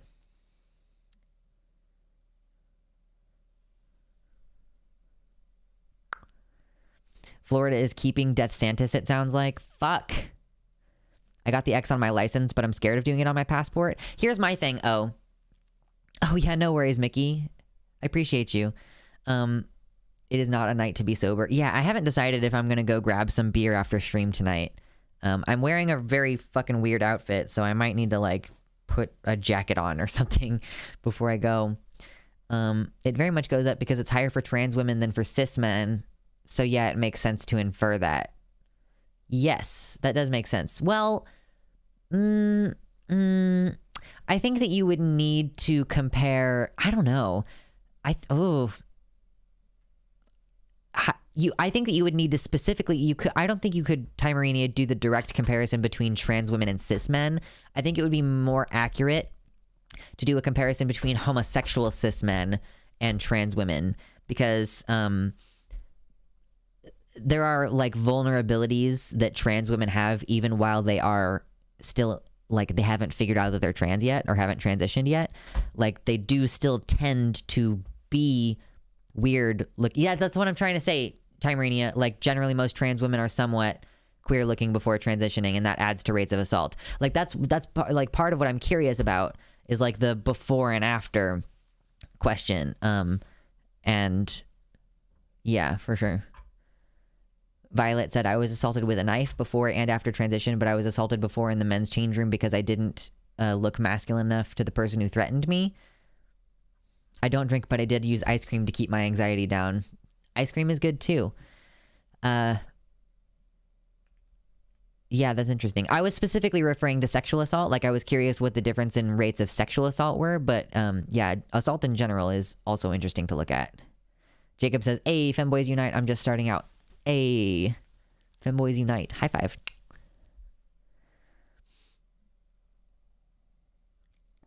Balance between cis het and cis gay men, and then again between those two categories and trans women. Like, yeah, you'd have to, draw some distinctions there. Like, I'm more curious to see the comparison between, like, like homosexual cis men. Raccoon Poop says, I won't get my hopes up, but I'm praying for the day my state allows marker changes because I want X on my shit so bad. I think I have so much regard for, like, the first person to do it in Oregon, because I'm pretty sure that they didn't, like, pass a law that said you are allowed to change your gender marker to X in the state of Oregon. They just, like, the DMV just, like, did it. They just, like, did it. Like, I just appreciate that so much. I wish that the guy at the DMV that I've gone to the last couple of times is, like, there's, like, a really super hyper Christian guy who works there, and so I feel like it wouldn't go down super well if I tried to be like, hey, bro, will you just change my ID to X, please? Like, just for me, as a favor, pretty please, I would appreciate it, you know? Like, I don't think it would go very well. Oh my gosh, my phone is making noises. Okay.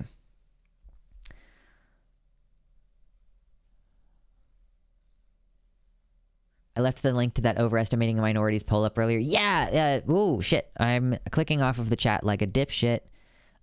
Yeah. Let me find it. Thank you so much, Timerinia. I super appreciate that. That's really kind of you to have found that for me, because I forgot that I had asked for it. Blows my mind that a good portion of Americans think the transgender population is roughly 21%. Okay, what is this from, though? Like, because I saw a, like, bigger version of this. I saw, like, a full page version of this. Because, yeah, this is like only part of it.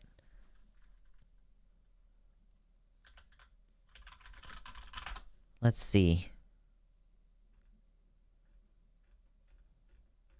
I'm trying to see if I can find it now that I'm thinking about it a little bit.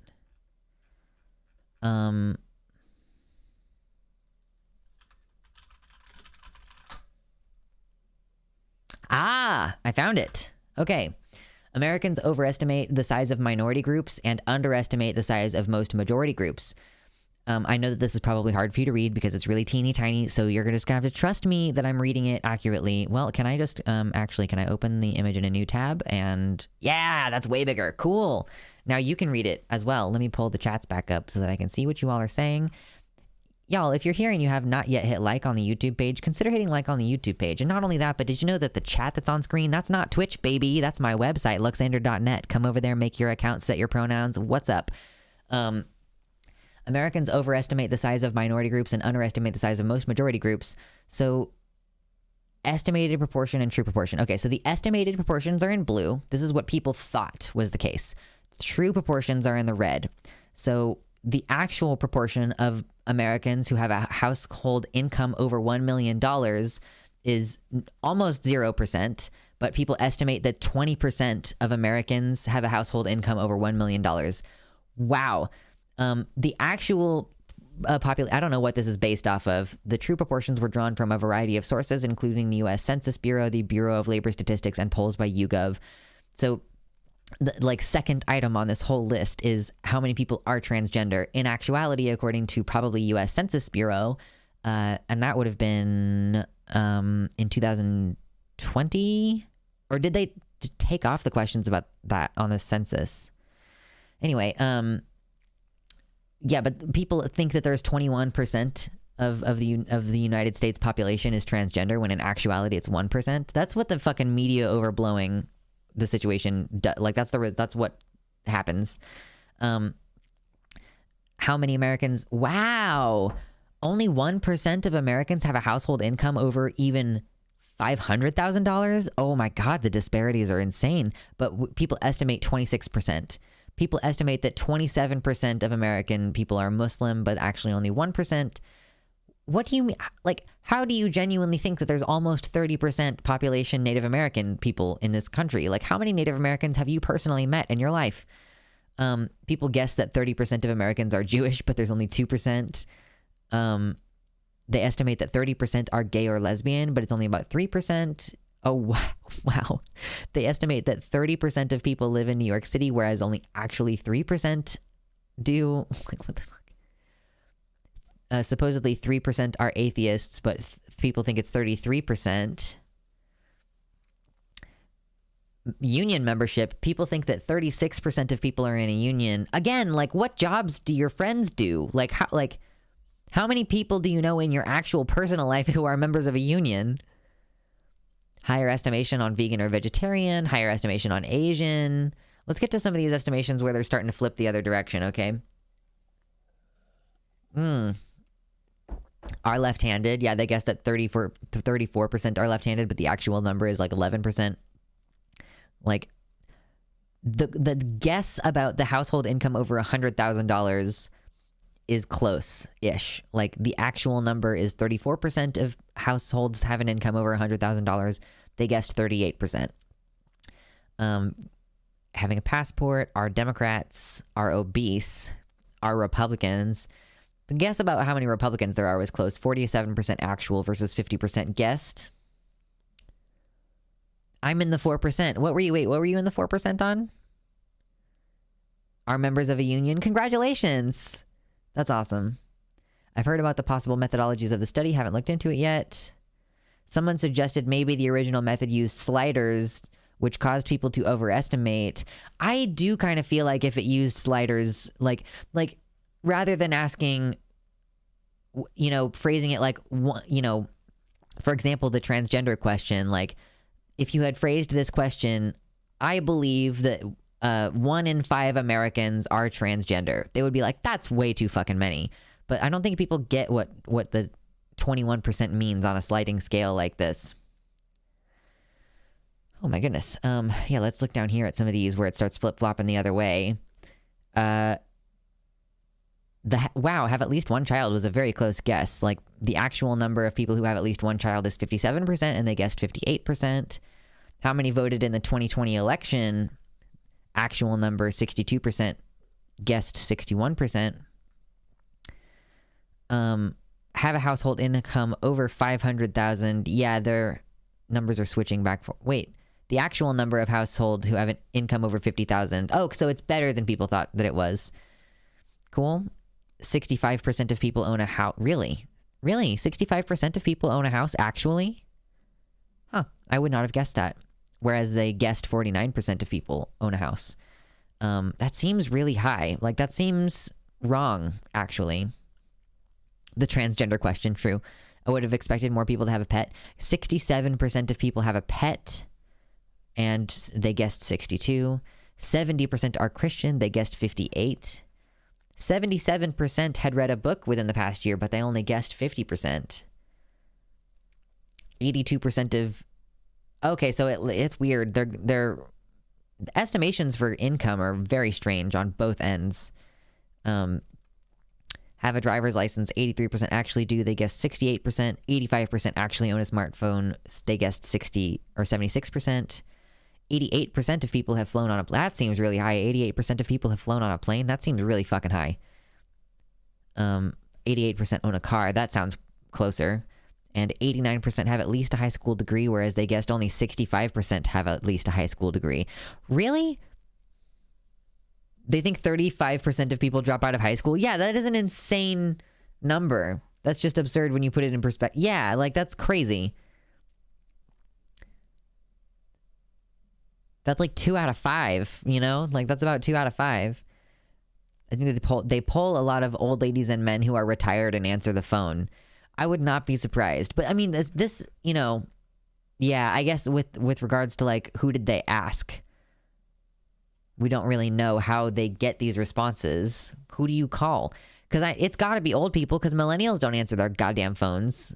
Like, we don't answer our phones anymore. We're like, don't talk to me. If your number isn't programmed into my phone, I'm not going to answer it. Exactly. You're going to call the Ghostbusters.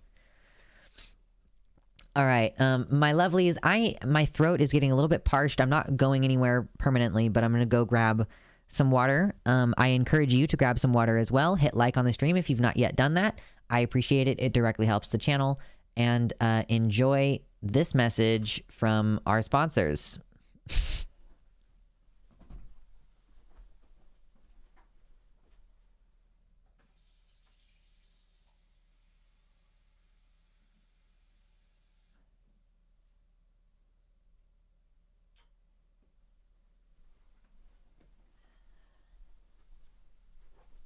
Yes.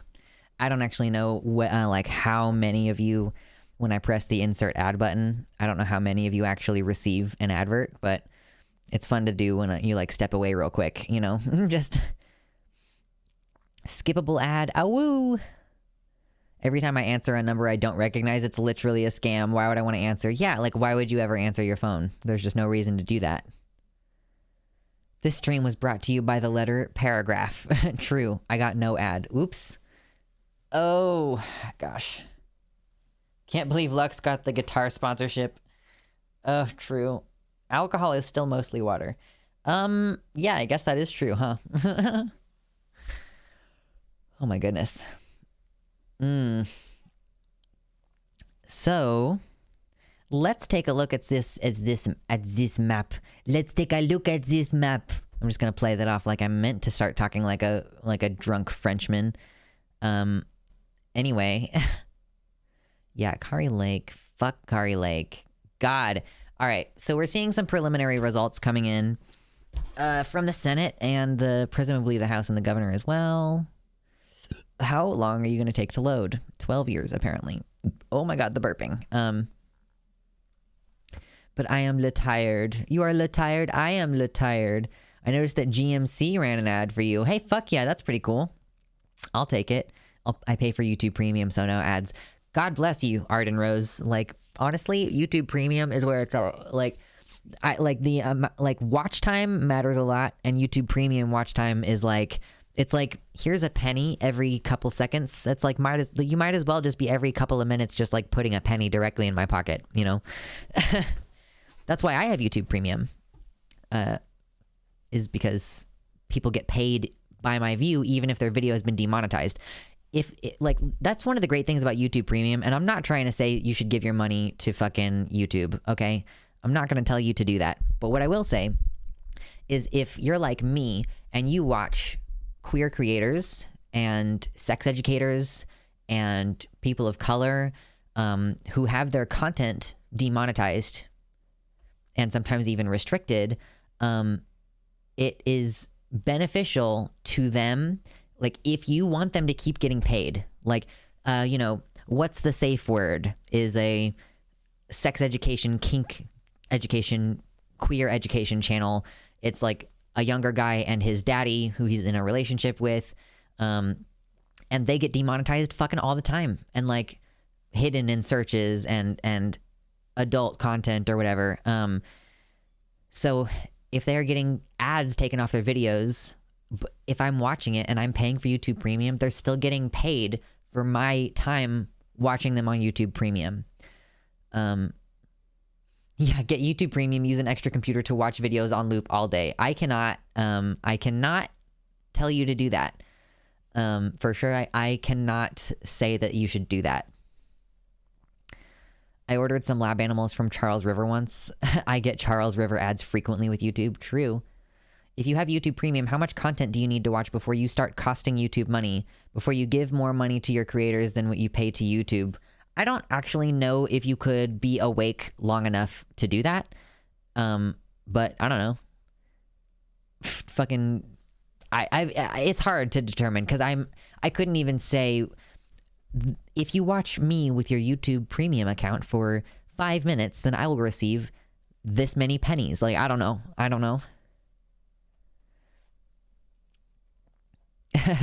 Virtual machines. Yeah, PupAmp is who I was talking about, Timerinia. Yes, that's who I was referring to. Demonetized, true. Hello, Anansi. Welcome back. Oh my god. Thank you, Gorge. Thank you, thank you. Just hacking into YouTube to add a few zeros to Lux's view count. True. I cannot condone any of these behaviors.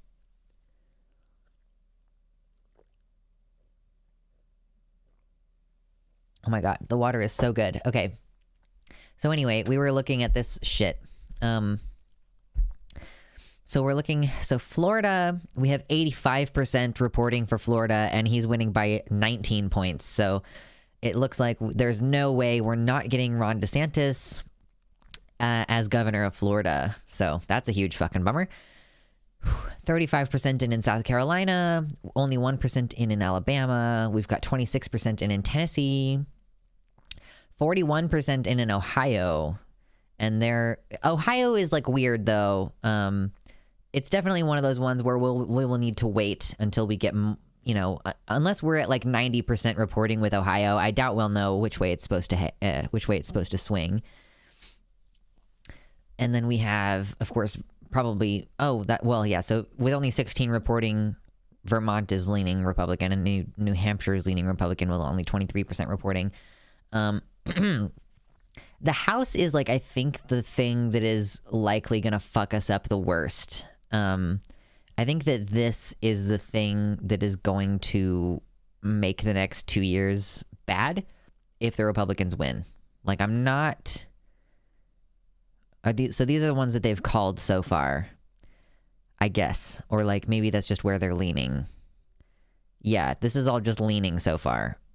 Because, like, what? The most that I've seen so far is 65% reporting on this map. Oh, 96. So, wait, hold on. Wait, what? Whatever, I don't want to look at that map specifically. So, just as things are looking right now, we're looking generally like there's more Republican results on the House, the Senate. It's 8 o'clock Central Time right now. So, Senate seats. What is this? Oklahoma. It's like, is it crisscrossed like that because it was going to go... Wait, what does that mean? What does the crisscrossing mean? I don't know what that means.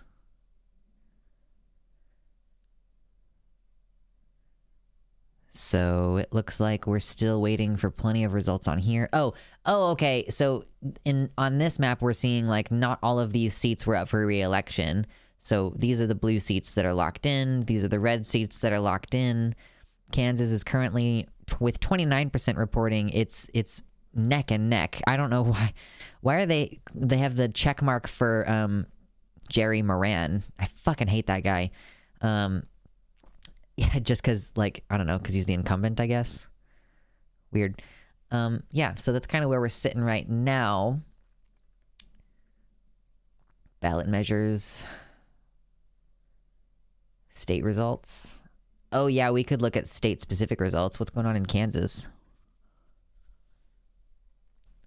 30% of the votes in, 27%, 25%. Yeah, it's still going to be a bit until we get these results all figured out.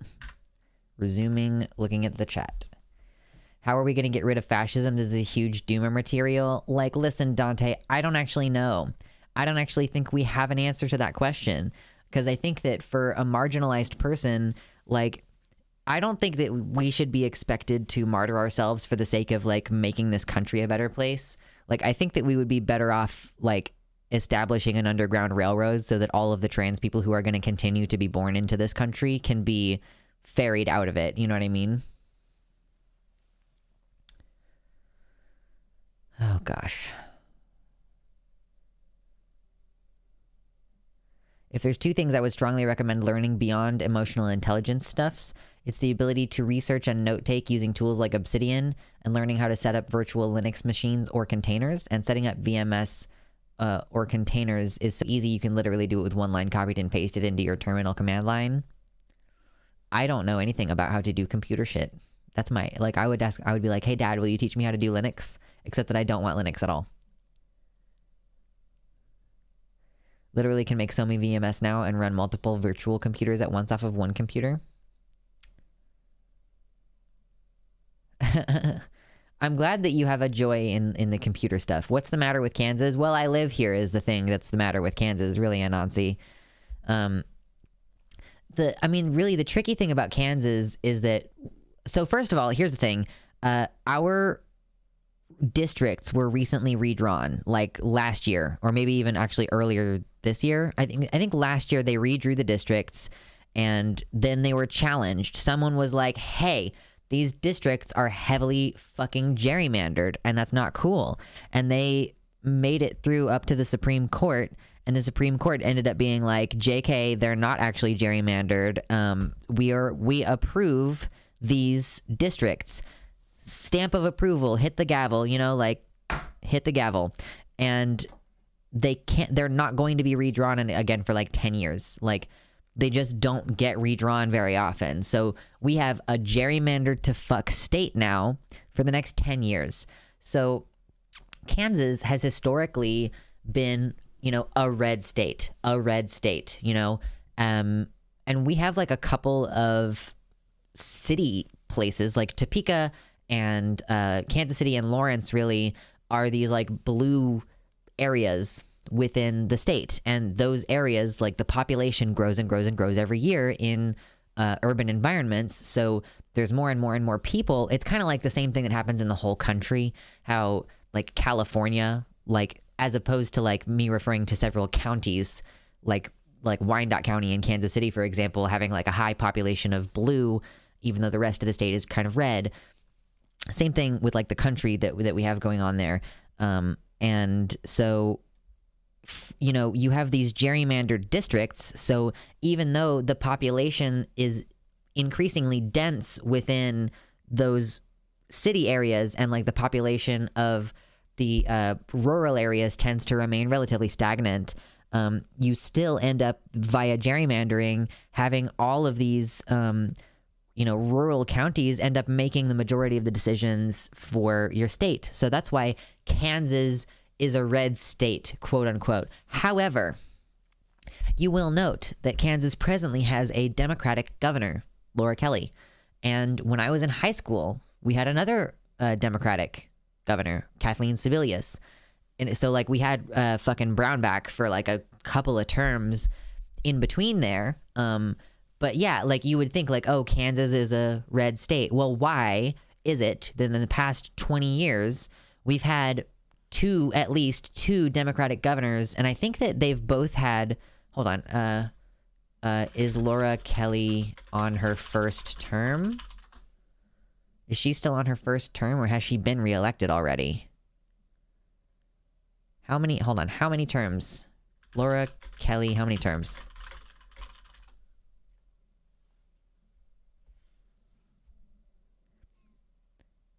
I think that there were 3 Republican terms in between Kathleen Sebelius and Laura Kelly getting elected. She's running for re-election. She's on the ballot. She assumed office in January 2019. Okay, so Laura Kelly has only had the 1 term. How many terms did Kathleen Sebelius have? Kathleen Sebelius, governor. Because I know that she went on to serve as Secretary of Health and Human Services for Obama, I think. Kathleen Sebelius, she served 2 terms, I think, or she was reelected for a 2nd term and resigned in order to go work at the White House, I think is the thing. So yeah, so within the past 20 years, we have at least thrice, because I don't know who was governor before Kathleen Sebelius. I was in high school at that time. That's the first time I became aware of who the governor was. And yeah, so yeah, 3 times in the past 20 years, at least, Kansas has voted in a Democratic governor. And you're like, well, how the fuck does that happen? Like, well, the answer is that when you like remove the whole prospect of the gerrymandering bullshit and actually like it's a popular vote thing, like turns out there's more Democrats, like there's more blue-leaning people. And we also found that out when we had the election earlier this year about abortion. I don't know how many of you know about, like, I maybe you heard about it, like you were like, oh, Kansas, you know, I guess there was a vote about abortion in Kansas and they ended up protecting the right to abortion. Like, that's cool, but I don't know the details of it or whatever. Like, let me see if I can find these numbers for you. Let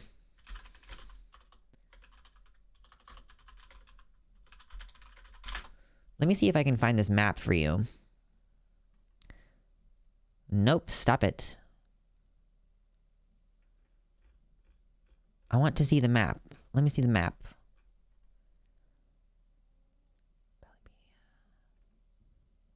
Okay, like, this is the best that I'm going to be able to show you right now is this.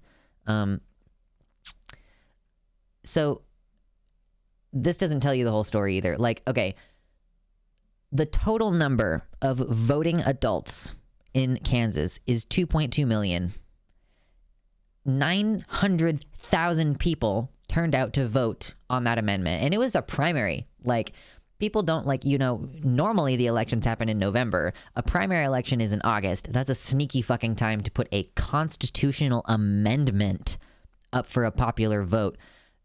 So almost half of the total voting population of the state turned out to vote for this in this primary.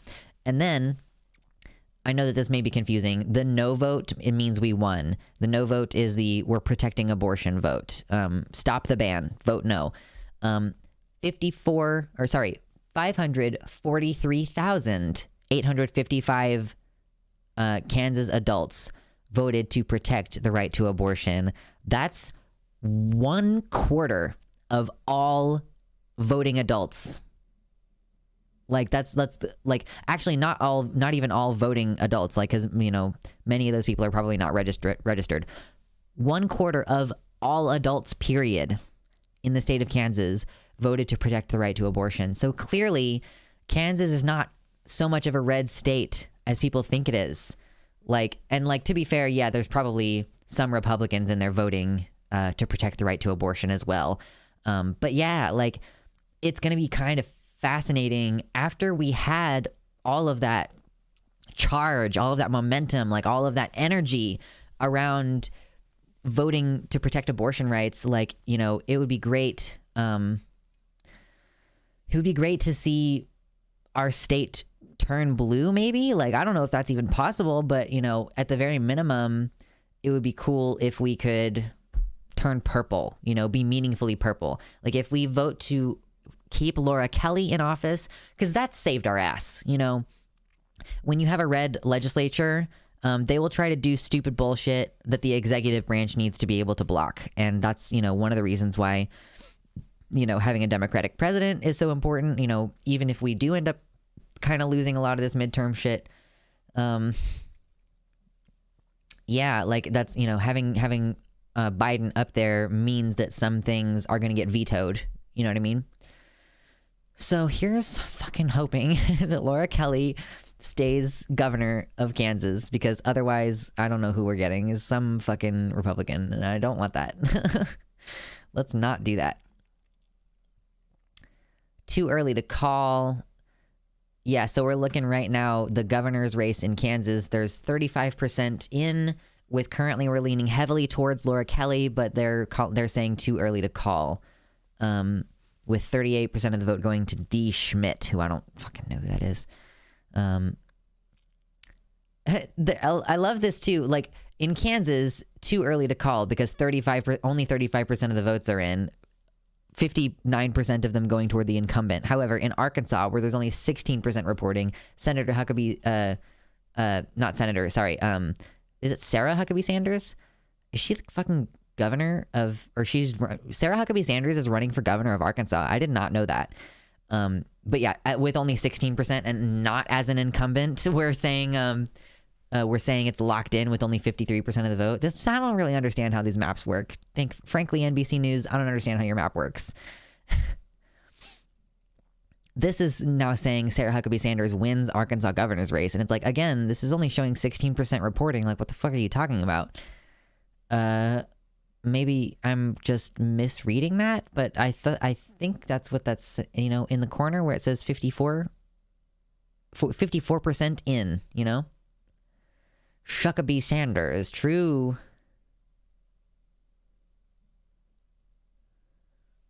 Spider says, I poured myself a glass of brandy to drink throughout the evening and accidentally drank it all in 5 minutes. I'm pretty drunk. Oops. Oh no, typing is hard now. Yeah. Welcome back, Slaps Hungry Bears. Hungry Bears, were you like, you were here in the stream at the beginning and then like took a nap for like an hour and a half and now you're back? Transground Railroad. True, Anansi. I'm looking at the people in the lead in Oklahoma and it's not looking good, y'all. I wouldn't have expected Oklahoma to do anything but go red, being honest. Democratic governor looks like it's going to be, again, with only 36% of the vote in, though. Massachusetts going blue, it looks like. Rhode Island looking blue. With 88% of the vote, Rhode Island's going to go blue for sure. So that's not too bad. But that sucks for Florida. Like, rip. By 19 points, too. That's such a huge margin to win by. God damn it. No, I'm not judging you, Spider, or Slaps Hungry Bears. I was just thought that it was funny. I cycled 30 miles and 600 feet of elevation last night. That sounds like a lot. I don't think I would do that. Hey, if you're here and you're enjoying hanging out, consider throwing me $1 on Patreon, all right? It's like the equivalent of buying me a birthday present once a year. If you do the like once a month, that's $12 a year, you know? I need to start drinking my Bacardi with this shit. When will the South learn? I mean, the problem is that like the South, like you can't just write off the entirety of the South because there are progressives there who are just like, I don't want to be ran out of my home, you know? Like, I know people in Texas who have trans kids who aren't leaving because they're like, this is our home. Rhode Island going blue was a lock. Yeah, true. The Republicans ran some multimillionaire transplant asshole. Oh my God, that's awful. We get gerrymandered in the South. Yeah, that's what I'm trying to say. Like, the South gets so gerrymandered. Raccoon Pope says, I went out, but that's not going to happen anytime soon. I don't want to abandon my college plans, but IDK, I think my safety matters more to me. Yeah, like, you can't get a college degree if you're dead. And you can't get a job if you're dead. What's this website again? Oh, right now, Dante, I'm looking at the NBC News website. I'll just go ahead and link you all to this, both in the website chat and on the YouTube chat, if you'd like to take a look at it yourself. I just picked the first one that had an interactive map, you know, so this is where I landed. Okay, we're looking at the House. They have flipped 5 seats, according to this, in the House. So there's 5 more Republican seats than there were previously. It's not looking great, if we're being honest. Let's see. House races that we're going to want to keep an eye on. Colorado 8th District, California 22nd District. Yeah. Yay. We're having so much fun. Kansas with 36%. We're just assuming that listen, look at how close that shit is. Like that's only a 3-point difference. It's less than a 3-point difference between Jerry Moran and M. Holland, who's like the challenger. Like, why are you calling it for Jerry Moran when only 36% of the vote is in? Like, that shit's so frustrating to me. That's why you can't trust these initial results coming in. You know, you for sure can't trust these initial results coming in. I also I haven't mentioned in a minute, but I'm going to be moving soon. So if you want to help me with that, consider buying me a housewarming gift or dropping me like a $5 dono, because it's going to be an interesting winter for sure. It's going to be an interesting winter trying to save up money and preparing to potentially have to flee the country that I was born in. This is a really, like, it's sad how much it comes down to this. Like, it's sad how much it comes down to, are we going to have a completely Republican-controlled government from this point forward? Like, the reason why it's so scary is because they proposed that, like, national Don't Say Gay bill, which basically is going to, like, make it to where trans people cannot have any job that may involve contact with children.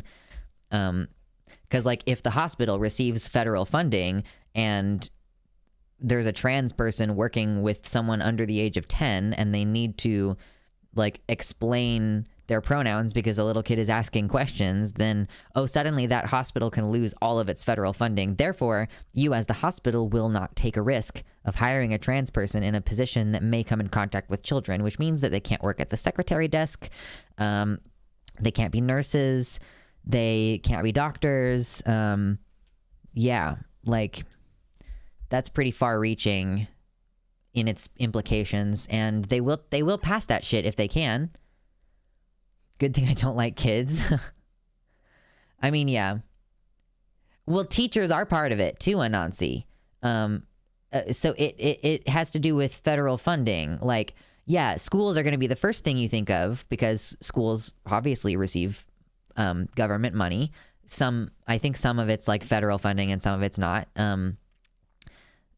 Like the federal government allocates some amount of money to the states, I think, for these things. So yeah, like initially it does sound like, oh, well, you know, whatever, like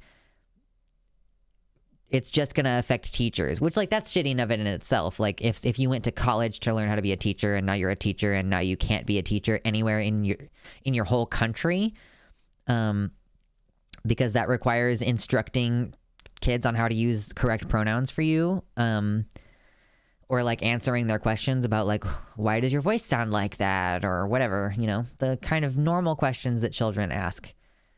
And they may extend it to students, period. They never stick with just one. Well, yeah, that's another question that we had. I was editing it earlier today. I think that's going to be the video that goes up tomorrow, actually, is when we went in depth as much as we could about the Don't Say Gay bill that it was proposed nationally, is that there is a question of, does this mean that you cannot allow, like it was, the proposed age was age 10. So, you know, let's just assume that it's a typical elementary school in America, which goes up to age, to grade 5. In grade 5, kids are usually like 10 or 11. They may even be 12, just depending on like when their birthday was in the year or like whatever. So this law was like anyone under the age of 10 can't receive this instruction, which actually is a little bit more draconian than the rule that passed in Florida, which said under grade 3. In grade 3, you're looking at like roughly 8 or 9-year-old children. So if you're in an elementary environment where, let's say, the oldest students are 11 years old, if you have an 11-year-old student who wants to come out as trans and like transition within the classroom, they might not be able to accommodate that student because it would require educating the class on changing the pronouns and stuff like that. So this kind of thing could mean that schools will have a blanket recommendation that they cannot support any transgender student in the school, even if the parents are accepting at home, because of the possibility of, you know, exposing children under the age of 10, because ultimately they're worried about losing that federal funding. And these laws also often have explicit clauses built in where it's like, yeah, go ahead and you're free to sue over this issue. Not only are we making it to where like officially our guidance is that you can't teach about this, but one of the ways that we're going to enforce that is by making it to where people can sue you. And then, you know, then you're even more worried about funding. And as we've mentioned before, this is a way of sneaky, underhandedly defunding the public school system. You open them up to a lot of frivolous litigation, and they have to spend all this money in court. And, you know, where's that money coming from? It's coming from the school budget, and they don't budget for lawsuits. So they're going to do everything they can to avoid the lawsuits. As we're seeing in Florida, teachers are being told, like, you can't have a photo of your same-sex partner on your desk, and like you can't wear a rainbow lanyard anymore. And a teacher got sent home before the rule even went fully into effect for wearing a shirt that said "Protect Trans Kids." This is a fucked up situation. They can't stop me from teaching martial arts, though. Yeah, that tends to be private. It tends to be non-public funded. Literally 1984. It's Fahrenheit 451 IRL. True. The idea that you can make a law that says children under X years old are not allowed to learn or know something is absurd. And I mean, honestly, again, keep a lookout for the video because it's going to come out tomorrow, where we read the detailed language of the Don't Say Gay bill that's been proposed nationally, but it's written broadly enough that technically all sex education could be under there. Like, I guess not all sex education, but like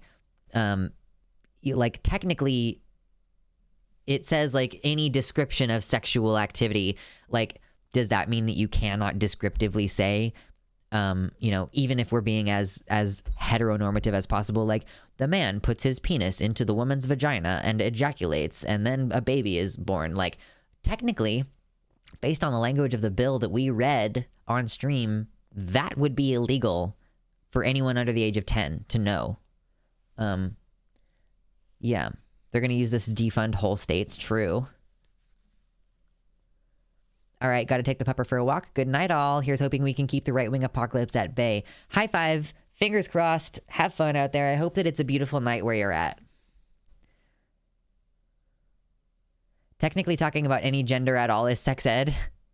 Right, and if you can't talk about, quote, gender identity, then, like, can you talk about, like, even the most normative aspects of it? Make the religious crazies hate the fact that homeschooling has been so well enforced. Ugh. Even if the parent gives consent to their child learning or knowing something, it doesn't matter, which should be fine from their point of view of parents owning children. Yeah, the parents owning their children thing is like one of the things fundamentally at the heart of this, except that in this case, it also takes away from the rights of parents who want their children to like be able to express themselves. We should start our own queer private schools with liberal churches and or synagogues and get religious exemptions. Listen, Mersh, do you have the money for that? They would have to ban the Bible for singular they pronouns and angels being neither male nor female. Also, God is pangender. True.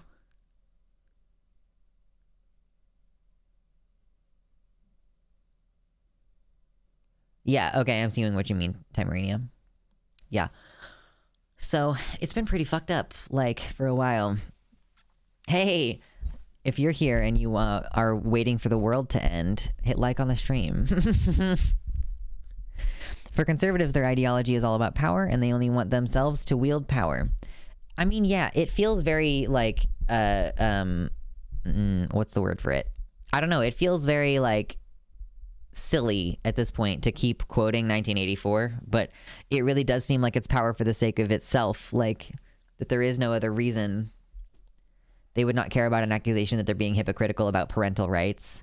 Yeah, I mean, the thing about like telling Republicans that they're being hypocritical is that because they have the power and authority to be hypocritical, when you point that out, they're just like, haha, yeah, you're right. Yeah, fuck you. I get to be hypocritical because fuck you. There's a different standard. There's double standards, different rules for me than for you. That's what it means to be in power.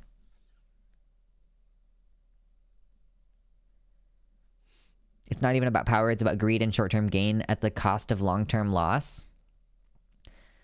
I mean, yeah, it's like, but what is greed fundamentally about? Like, what is it that you seek with your greed? Of course, they don't care about being hypocritical. They know they are. Yeah, exactly. Long term, we all have no power if we die from climate change. True. I think the crisscross on Oklahoma is because there's 2 seats available and only Republicans are running. Yeah, I think so too. Like, it's like this one has no chance of not going Republican.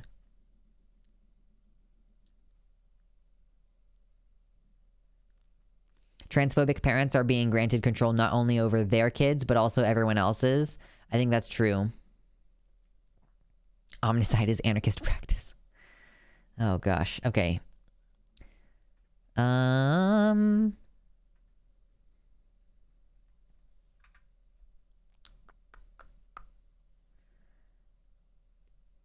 Kansas is still too early to call with 36% of the vote. Arkansas, 17%, 41% for Tennessee, 7% for Alabama, 40% for South Carolina. Bro, I don't think I've actually gotten to any of the actual news that I was going to talk about today. Because, like, on an election night, you can just kind of go on and talk about, like, all kinds of different shit. Pretty free-flowing. The whole U.S. system needs to change for anything to really meaningfully get better, honestly. Yeah, and I do believe at this point that, like, the state apparatus kind of exists in service to itself more than anything. So it's not going to be amenable to change unless we are willing to just like go in and destroy parts of it. This is why I don't like, trust, or vote for liberals, says Anansi. They want to have some high ground and not crush the right, but the right is trying to crush us. They do it by choice, both of them. I don't like, trust, or vote, or like, I don't like or trust liberals. I'll vote for them because, like, you know, my personal prerogative is like, even if I don't really believe in the institution of voting, like the only way that we're going to be able to say this election was illegitimate is if we vote, you know? And then we can be like, well, me and every single person I know voted for the blue guy, but the red guy keeps winning, and it seems like maybe this election was stolen. I'm not saying, like, let's do any action beyond that, because, of course, stolen election rhetoric led to the January 6th thing, but I'm just saying that, like, you can't point out the fascist takeover unless you are actually participating in the democracy part, you know? I heard Pokemon Scarlet and Violet might have non-binary options.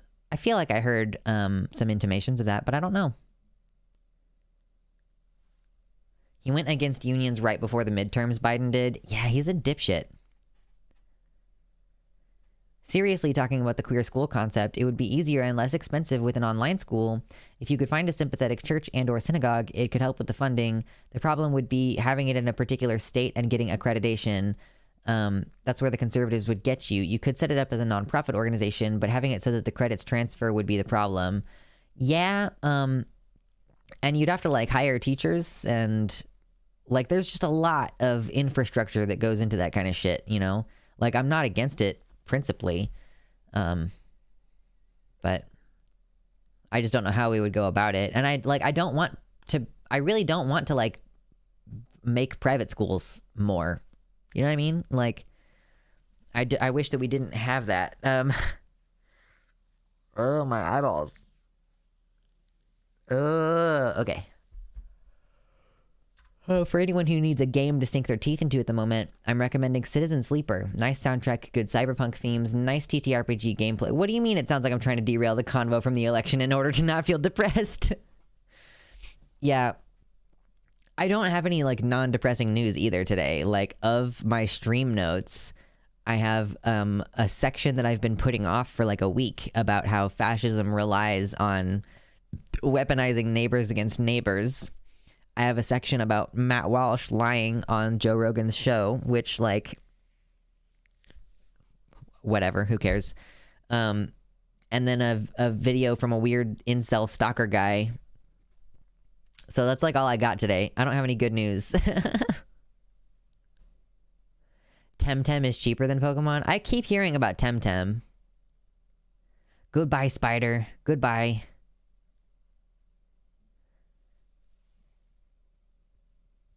In Citizen Sleeper, the protagonist, your character, is canonically NB.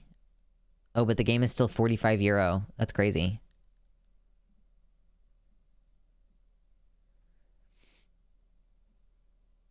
If they steal this election, they're just going to claim it's okay because the Dems, quote, stole it first. Yeah. I mean, yeah, we're really facing, like, we're kind of facing down the barrel of the destruction of our republic, if we're being honest. I think playing with the boy preferences option in Animal Crossing New Horizons, they always give me sporty crap. Like, what the fuck? You can play canonically as an NB if you play Temtem, and that's separate from choosing body type of characters. That's cool. There's this game called Verdant Skies that's a little bit like Harvest Moon and Stardew Valley, where you can play a non-binary character if you want. And there's a canonically non-binary character in it. And there's also a canonically trans woman character in it, which is pretty cool. That's a neat little game to play.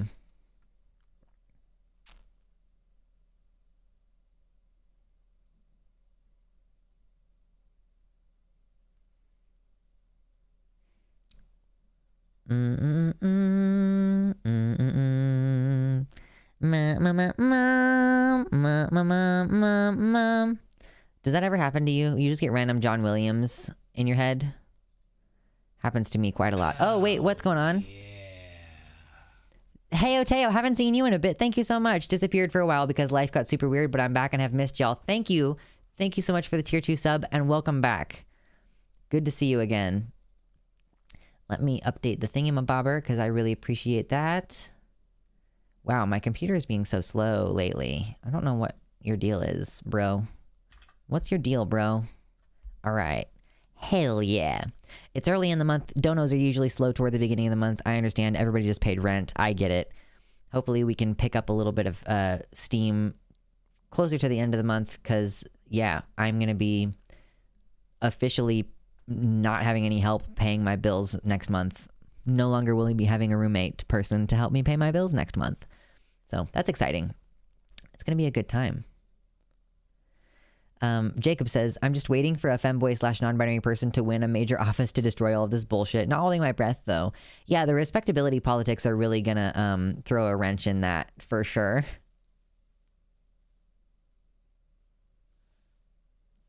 Like, I'm too autistic to run for public office. Truly. Secret Little Heaven is a great game about a trans woman during 90s internet if you like semi-visual novels. Ooh, okay. My little bit of news for this week is I'm finally going to install a catless downpipe in my WRX this Friday. I don't know what the fuck any of that means, but I'm excited for you. If you aren't in the Discord yet, here's the link. Yeah, there's a Discord link. If you're not already a member of our community on Discord, feel free to check us out.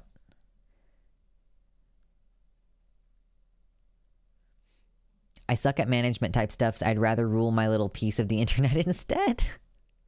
I mean, I think that I would be good at being a politician, like insofar as it has to do with representing the will of your constituents and being able to talk good and being charismatic and stuff. But I'm also like way too direct, and I refuse to apologize for the things that I am. So this is why I think that I'm too autistic.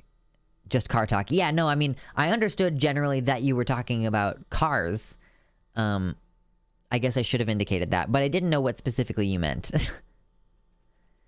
Chicory is a great relaxing game if you like digital coloring books. That sounds cool. That plus the slurs would make you a great Republican. Oh.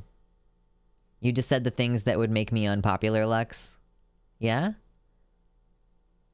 I'd say and do things to upset everyone not queer and half of the queers. I mean, that's the thing. Yeah, like, you know, the question about whether I would be able to be a public official is sort of hinged partially on, like, well, can I get to a point of great notoriety within the trans community in the first place? The answer is, there's too many fucking woke scolds. I'm too autistic to understand gender. I'm too autistic to understand gender. Please hold while I transfer you to the gender specialist. Click. True. You have to be able to dance the sidestep and avoid being pinned down in political conversations as well as a politician. Ah, well, Mersh, that's part of why I think I would be really good as a politician is because I'm really good at pinning people down. Like when I was, rhetorically is what I meant to say. Smuggy. If that's part of why I would be, like my autism makes it to where I don't always catch double entendres. Exactly. Yeah. So, oh, sheesh. Yeah. But one time when I was working at a gas station, we took over a new store, and I was working the overnights, and they sent me over to the new store to work on the overnights to teach the overnight staff how to use our new point of sale system. And one night, like it was during the Mike Brown protests, and this guy was talking to me, like initially he was talking to me about the military, and then he just kept fucking talking to me, and we started talking about Mike Brown and everything, and I managed to like pin him down in the conversation and was like, do you think that Mike Brown deserved to die because he maybe stole some cigars? And the guy was like, well, you do the crime, you pay the time. And I was like, get the fuck out of my store. Like, I think that's the only time I've ever told someone to leave the store before. And it's because I was like, I'm tired of this conversation. Like, that's what really happened is I was like, I'm tired of this conversation. And so I am going to end it as quickly as possible by getting you to admit the most horrible part of your ideology. And so that I can tell you to, like, because I know that that's what you believe. And so I pinned him into saying it. And then at that point, that gives me permission to just be like, oh, you're a waste of human effort. My overwhelming weed smell is a good deterrent to most conservatives. I could pose as a Dixiecrat and surprise everyone as a liberal Democrat if I were in office. I could pull a Youngkin, but as a liberal instead of a conservative? True. Well, let's take another quick gander. Yeah. Take another quick gander at this map and see where we're kind of at right now. I'm too edgy for office, probably. Me too. Me too. So, we're still... Oh, we're at 44% of the results in, and Laura Kelly has... she's ahead by 15 points. 15 and a half points. So that's cool. Let's look at the Senate thingy for now. And keep in mind, everybody, it's going to be like a couple days before we're 100% locked in on some of these, all right? So here's what we're looking at here. Fucking Jerry Moran. Why? Like, how does this... Like, this is what I mean about, like, this has to be gerrymandered. Like, how... Oh, like, how do you have Jerry fucking Moran at 53% of the vote, but also, like, the governor is like at 56% for a Democrat? Like, that is so clearly manufactured, and it pisses me off so much. It's like, I want Kansas to be able to swing, but we can't because we're fucking gerrymandered into a hellscape. God, I want to leave this country. All right. It's funny how they scream about small government, but then use the government to oppress people. Not very small. True. Plus, the GOP election deniers are going to cry and have tantrums if they lose, too. It will take days to get through the drama. Oh my God, it's going to take days to get through the drama. My God. Hell yeah, I want Kansas to be able to swing. Fuck yeah. Absolutely. Come to Canada. We have Nanaimo bars. True. All right, guys, my voice is tired. This election shit is going to keep happening through the week. So really, I think that on Thursday, we'll probably get some idea of where things have landed. So on Thursday, we'll be looking at, like, you know, what races have seemingly concluded, you know, like some sort of preliminary actual looks at what the next couple of years are going to look like in this country, and sort of discuss the future of how things are going to go from here. So yeah, thank you all so much for joining me. I always appreciate hanging out with you all. It's always good conversation. I'm sorry if I'm bumming you out overly much, but that's just kind of the nature of things sometimes. So remember to eat well, drink water, and try to get some good sleep. Take care of yourselves, okay? Whatever happens, you need to be able to do whatever needs to be done next, all right?